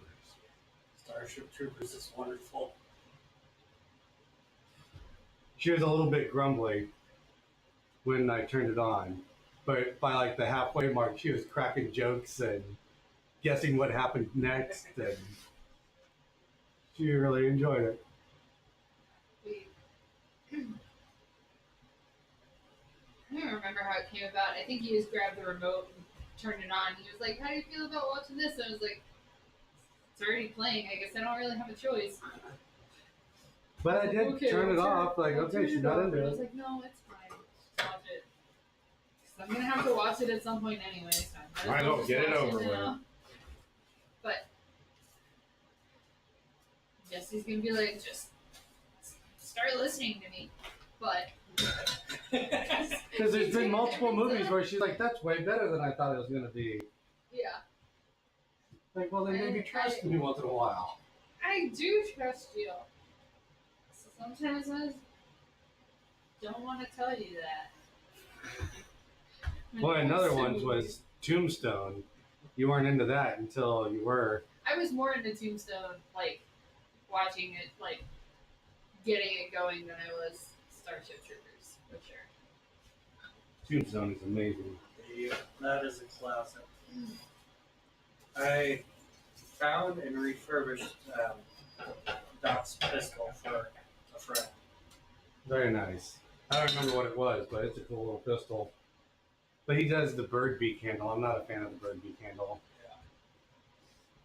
It was a pain in the butt because of the condition I got it in. It was absolutely garbage. Well, I'm sure you did a great job turning it around. Heck, you're so good at restoring guns. You turned that World War II German pistol into a full-on hunting rifle. Like Right. that was impressive to watch. Yeah, that was a fun day. So, what was the? It was a Luger. Mm. So Levi had a Luger that was missing the pin that held in the magazine or the latch or whatever. Yeah. And we went over to a collector, and he's like, "Hey, check it out." And the guy's like, "You see these marks? People think they're Nazi marks, but they're not. They're just import marks. Blah blah blah. This pistol's not worth anything." Like, okay, goodbye.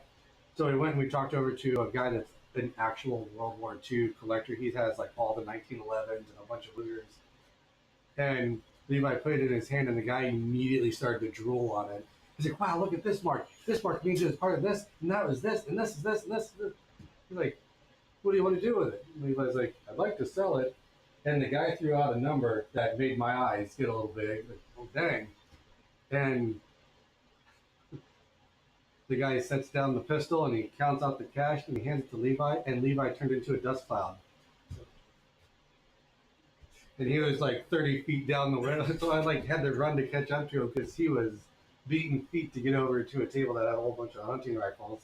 And he picked out a honey of a rifle. Then we went over and got you a nice scope for it. It's like, man, this is a good day. Right? Got myself a 6.5 Creedmoor or a decent scope and a couple boxes of ammo. Alright, this is good. I'll use this a bit more. And heck, that winter we were out 6 or 8 times during the hunting season. You.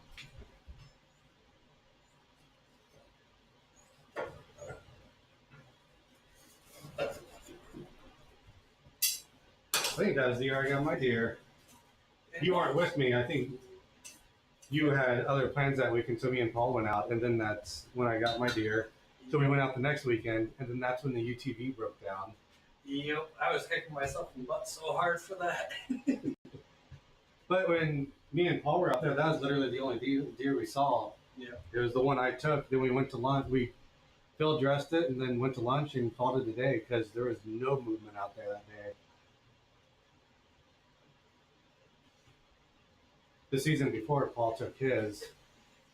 That was a big old doe. She probably was close to 200 pounds.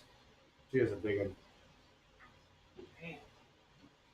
Talking about this is making me hungry. Jesse has been quizzing me in a way on like unloading and reloading random magazines around the house. They all hand her a pistol that is hot when in the chamber. I explain where the safeties are, and I always give her a don't put your finger on the trigger or we're going to have a problem. Which I know. And but I say it because you just have to be responsible and stuff. I trust her, and then I walk her through, make it unloaded, and then make it hot again. Well, and sometimes, like the last time, it wasn't even, you didn't even walk me through. You were just like, You already knew what to do. here, do the thing. And I was like, okay. But She nailed it.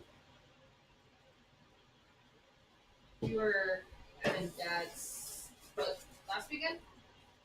Oh yeah, this is great. And Yeah, for the weekend before. explain what it was because I don't know what that was. My dad has a problem with ginormous groundhogs, like digging the ground out from underneath his shed. Like that shed's probably got 3 years before it just like falls apart. So Dad bought a high-powered pellet gun, like a 22 caliber, super high-powered, like barrel break. You put it in a pellet and then you snap it, and then Yeah, I got one of those too. For fun. So, And I just, before people jump on us real quick, I did the research. It has the correct FPS to safely put down an animal of that size without it suffering or causing, like going through people's houses or something. So please go ahead. so Jesse picks it up, and his dad has this metal bucket that's in the backyard. We're standing in the garage.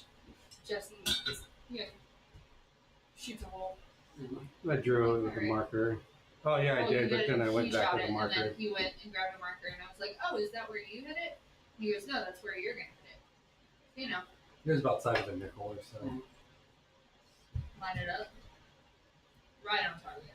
Nice. Right in the dead center. And then Zach goes, "Yeah, that was pretty good. I got a better shot than that." He did not. He did not have a better shot. He was probably 4.5, 5 inches down into the right of the dot. He's like, "Oh, I guess not." I think that's right. It's like, I win. Gotta watch out for you. You're a really good shot. And like when we went squirrel hunting last year, same thing. It was hike through the woods with guns. We didn't ever actually see any squirrels, but we were hanging out kind of in this little field where we parked, and Jesse set up a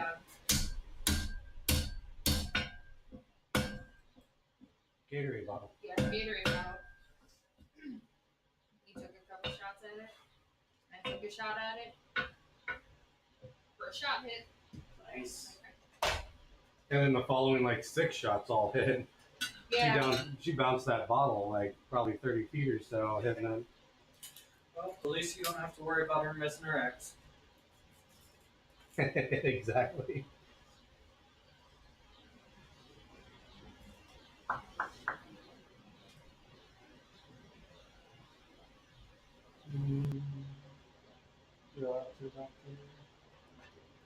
Running a little thin on material to finish it out. Pardon? Running a little thin on material to finish it out. Keep it at a good height. Yeah, we'll see. I'm gonna do about 4.5 inches. Is that what I just did? Or did I do 3.5? Nope, I did 3.5.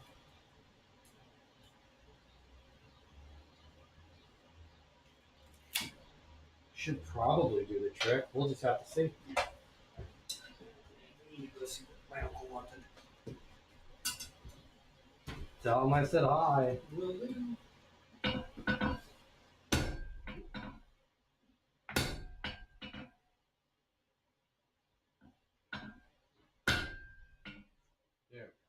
Trying real hard not to hit that uprising bit and bounce my hammer in my hand or something.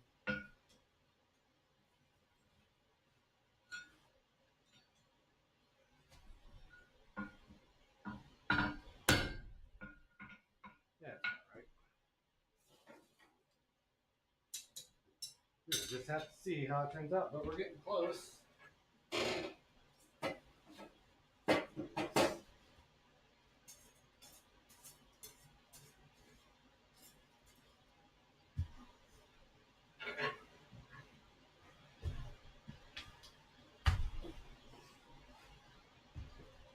Looked out the door and there's a huge white puff of smoke just wafting through the yard. It was him hitting his vape. I guess we're playing tag.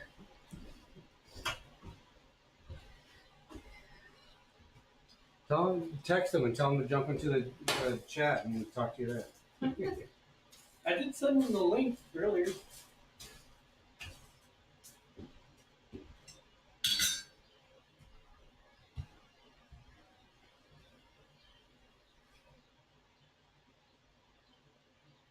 So my profile picture at work is a screenshot from me splattering the metal. Mm-hmm. And when I jump into conference calls before the call actually starts, people are always like, "Jesse, what are you doing in that picture? Like, what's going on?" And then I always like, "Oh, well, I was shooting a promo for my online what's it's," and they're like, "Oh, really?" And then they ask me what it is. It's like, "Well, since you asked, I do a live stream, blah blah blah, blah blah blah." And whenever my boss is on the call, I can hear him rolling his eyes like over the line. They're like, "Oh, here we go again. Jesse's talking about his stuff." Hey, he asked. I did a terrible job marking this.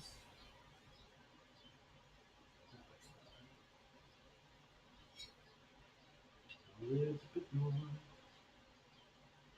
A little bit more. That doesn't look terrible. I don't know what camera we're on.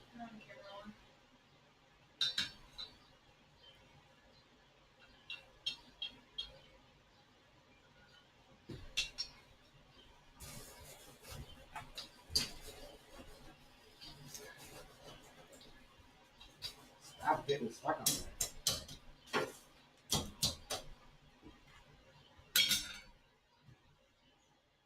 I had an idea of doing like the same deal, but once I had the uprights out, doing a twist on the handle just to give it something. But I feel like with it being two pieces, it might. I feel like a twist would I be mean, uncomfortable to hold. If your vise was set up, it'd be pretty easy to do because you could just hold it. Yeah, get it rip roaring hot, and then put forks down in, Yep. and then grab the top and give it a quick twist. But my post vise is in about 15 different pieces right now. I thought about putting it together tonight, but then I decided to stay around the shop and chit chat with Levi instead. Yeah. I think that was a better use of my time. Next week we could do that as part of the live stream. Yeah, With some maybe. of your post vise. And then get some square stock and spin it just to use it. I don't know. Maybe I'll get some thicker square stock and put a ridge in it and put a real fancy twist in it and do the same kind of deal. I don't know. Maybe I'll pull out a railroad spike and do it with that. Yeah. I don't know. I haven't worked a railroad spike. Well, I guess since I did the steak flipper. But I didn't draw out all that metal by hand. That was done by a power hammer before I got to it.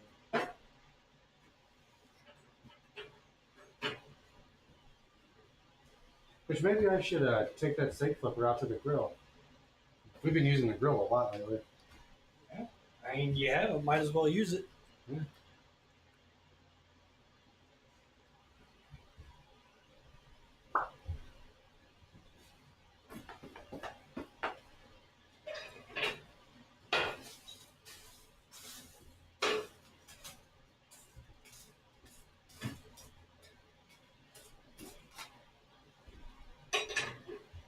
Got to upgrade that Essex so it matches my other really incredible one that Brittany made. It's just so much nicer than my other one.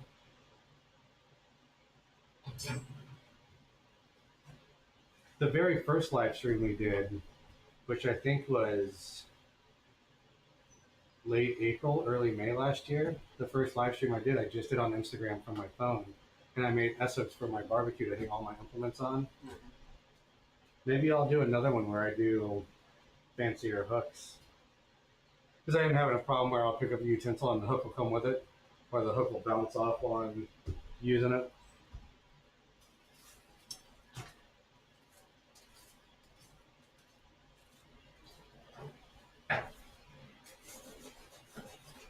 Almost there. So we'll get this other upright, and then we'll just do a basic curl on the ends and bend them out, quench it, put the doodad on it, and bend them back in. And then I think Oh, shoot. you want to use that first? When I made it, I was going to just take a lump of coal out and like launch it into the garden. No, you can do it. You made it. You should get first dibs on using it.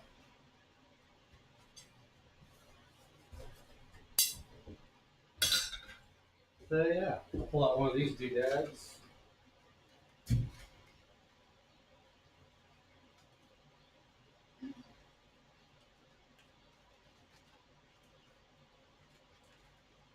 Get in there. So yeah, we got these little doodads here. So then it'll like just like that. Which one of you be kind enough to grab that for me? Just as I pulled that back, I felt it slipping off my thumb, and I said, "Don't let go," and then it came out of my hand anyways. Don't kill me. I'm gonna lose an eye. So yeah, like let's see if I can do that again without launching it across the shop. So yeah, something like that. That should work out nicely.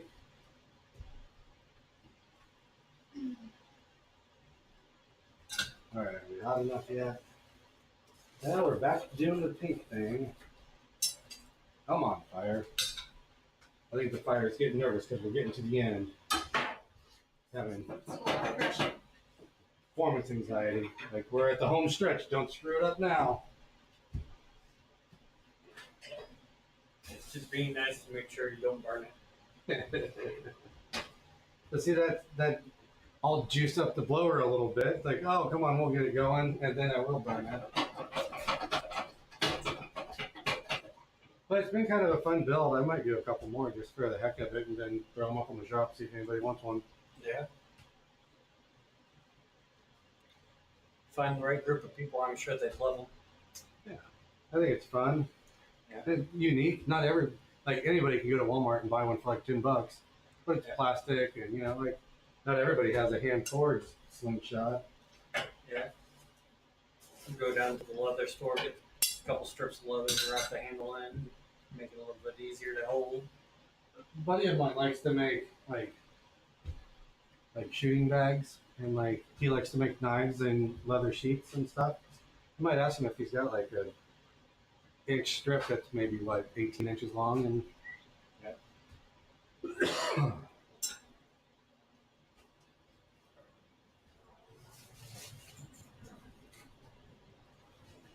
gotta get that fire poker I made shipped out to your uncle, cousin, whatever.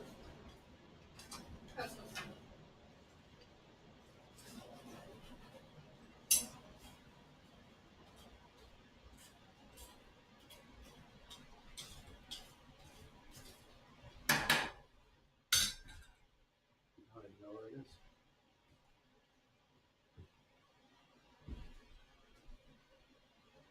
Oh, hanging up over here.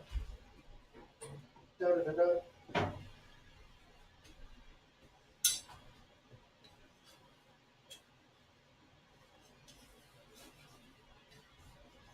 How did I get it deeper in the fire and it got colder than what it was when I put it in there?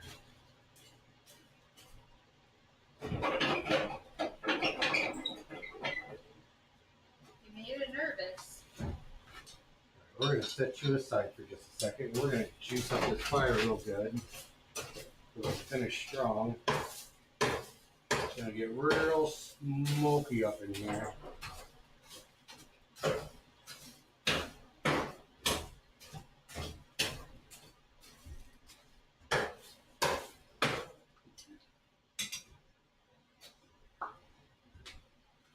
Juice up the gas.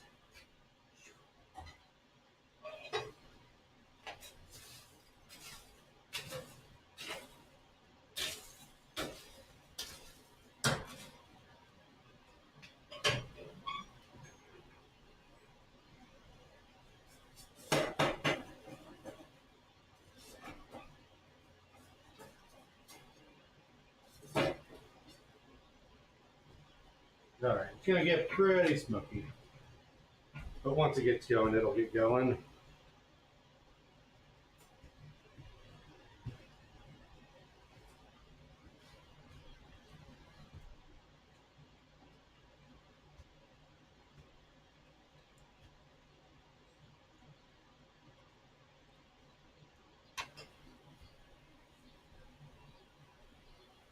It is nice now that those trees in the back there got leaves on them. We don't have to worry about the sun.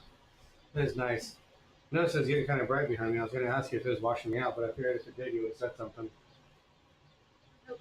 Alright, let's bring this fire down a little bit now. And by a little bit, I mean a lot. Let that calm down a little.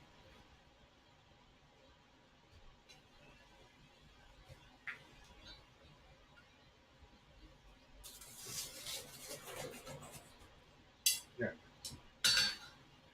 Should be ready momentarily.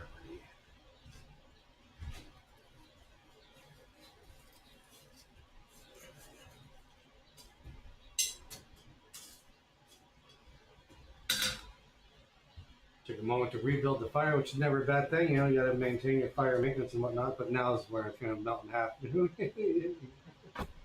Hooray! But at least you got the entertainment of watching me launch my rubber band across the shop like a dummy.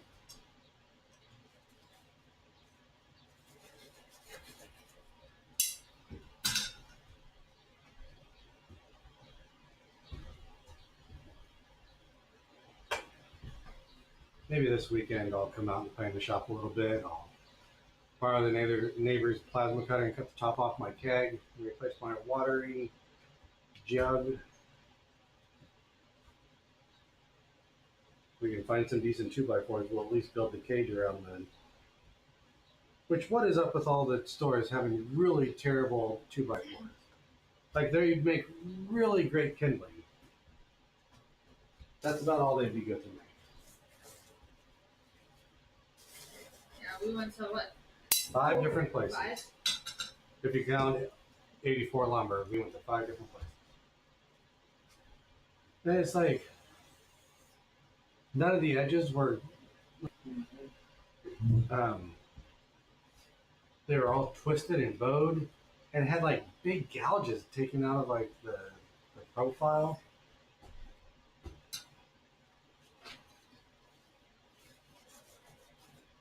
I've seen lumber stores have, get bad stock from time to time, but I have never seen lumber look that terrible. So many different places. Yeah, just. Oh, Dad got more conspiracy theories for me. Nope.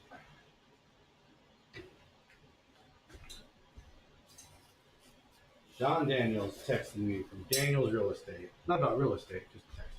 So if you need real estate in Indiana, buying or selling or whatever, hit up John Daniels, Daniels Real Estate. And of course, Coyote Iron Co. for the awesome tools, TV Forge for inspiration. And it's been one. Sharp Bend Forge. This stuff is awesome. They just did a whole batch of hammers.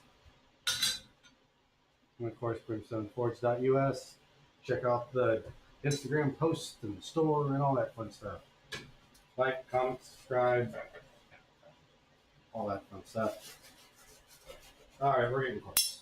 We're at least getting beyond pink now.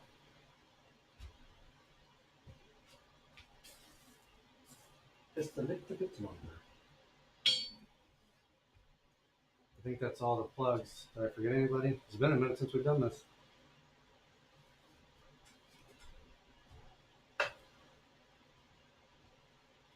think that's it. If I forgot you, sorry, jump in the comments and plug yourself.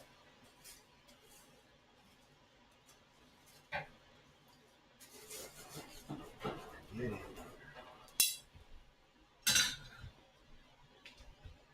I might just look dangerously and boost up the blower anyways.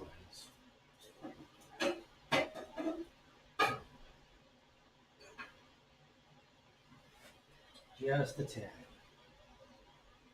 Famous last words.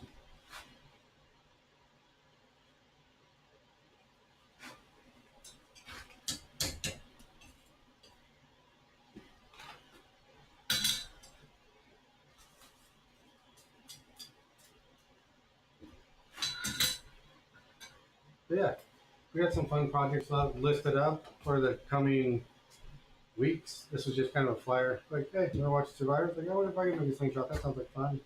I don't know what we're going to make next week, but we have a whole list of things we can draw from. Did a grappling hook in class this last week, and unfortunately, I blew my weld apart because I just had to push it. Like, I can get one more bend in this heat, and I couldn't. So maybe I'll grab a piece and try and redeem myself on the grappling hook.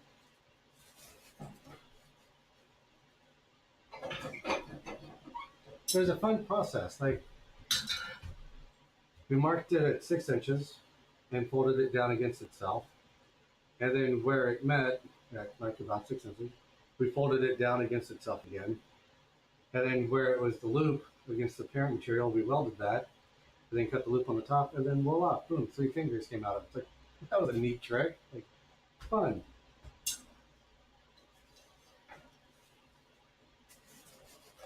Almost. I know I've said that about 8 times, but I just want to get it in one bend like I did the other one, so I want to make sure I got plenty of heat in that metal. And like I said, we'll get the tips hot and we'll be good. Should be good.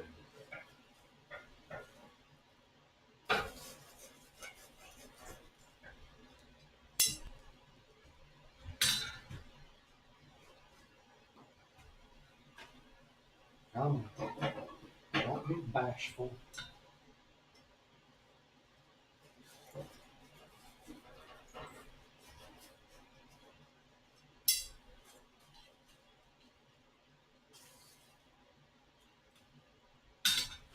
And since I'm getting all impatient, we're going to juice this up just a little bit more. That's the final. Yeah. Famous last words. Yeah. I'm not gonna let it sit in there too long because I know that tip is. All right, let's do it. We're gonna try and get it.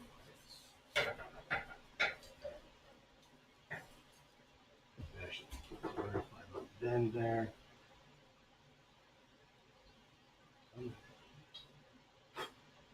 Not bad. It's not perfect. It's not perfectly symmetrical, but it's not bad. I think this side's a little bit bigger.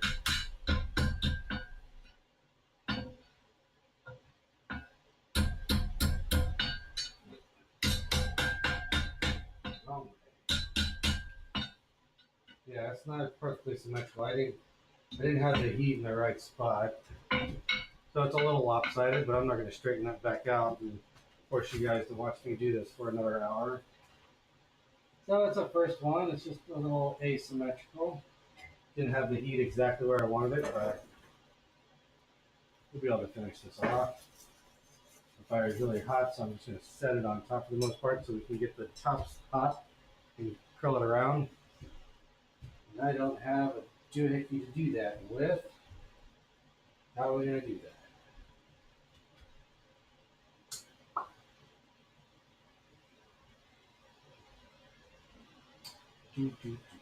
I'm using these. Well, I guess I can switch to these. Then we'll curl it around the other tongs. I guess I could just do it over the horn too instead of trying to curl it.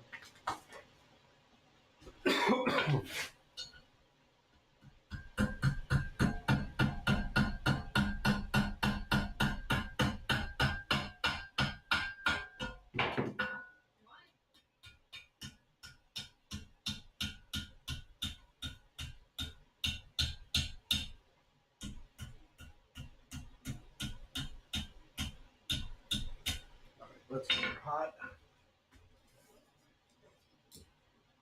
So I'm going to roll that tip down around to where it meets back to the parent material. I'll use my other tongs to fold it out just a little. Then I'll do the other side, punch it, put the rubber band on, and then squeeze it back true so it doesn't just fall out. And we'll call it done.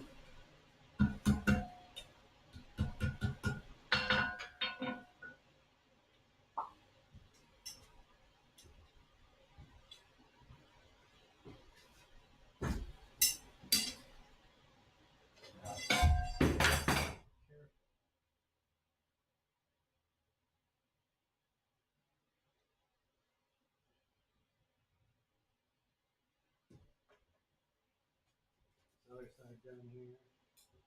I'm a little annoyed that I didn't get that heat right, so it's a little asymmetrical, but it's a test piece. So now I know that pay more attention to where I put my heat. Gives the character. Yeah, it gives it that aesthetic that it was handmade and not just banged out like in some factory somewhere. Well, you know, you make a few. A couple months, you decide to make a few more. Heck, I might come out this weekend and make more. See your progress.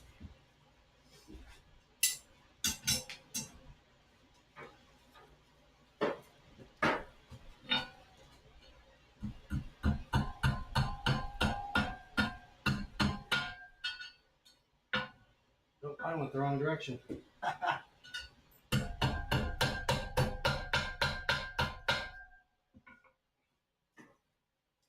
I must be getting hungry.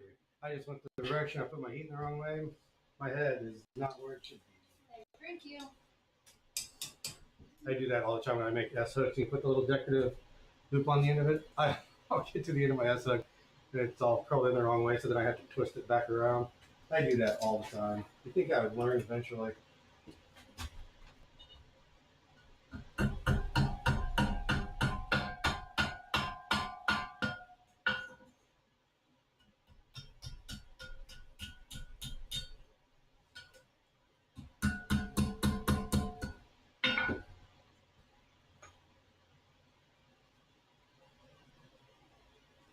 We'll do one more heat on that just to make sure we get that hose off, right?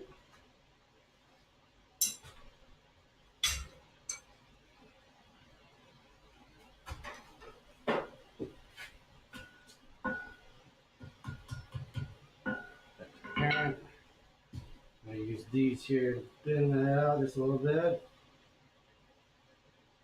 Put the rubber band on there. Now we go to the quench.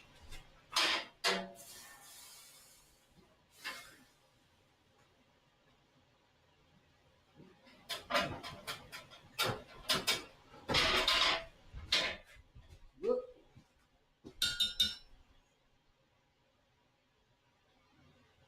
All right.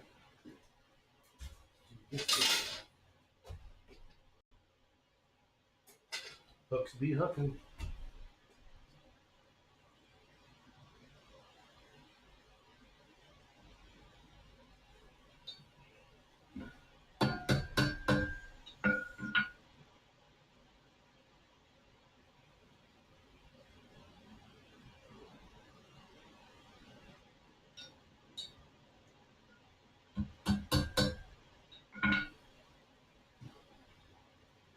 Handle still a little warm.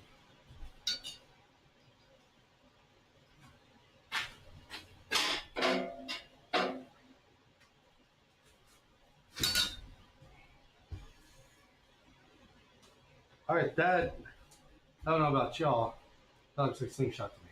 Right?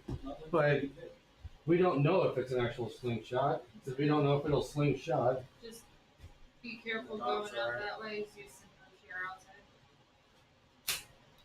Well, coal just breaks when you try to slingshot it.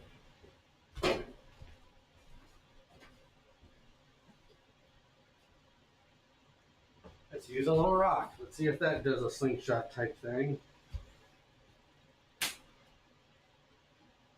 It slings a rock. So I'm going to say we got ourselves a slingshot.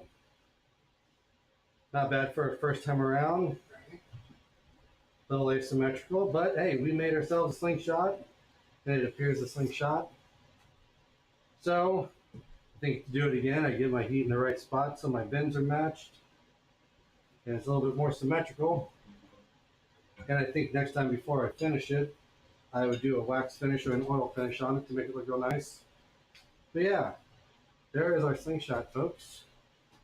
So I think we still made the whole thing in just about 2 hours or so, since we got started a little late. So I think that's our slingshot, folks. Go out and make one. Send me pictures of it. See how it came out. I got the rubber band thingies from Amazon, so get them pretty cheap. I think it was like a pack of 5 or something for like $10. Not a big deal. So yeah, there's our slingshot. It's slingshot. Hooray. I think we're going to shut her down here at the old forge. Do you guys have any closing comments, questions, jokes, anecdotes? Nope. Nope. All right. So I think we're all done here, folks. Meet us back here next week. Same forge.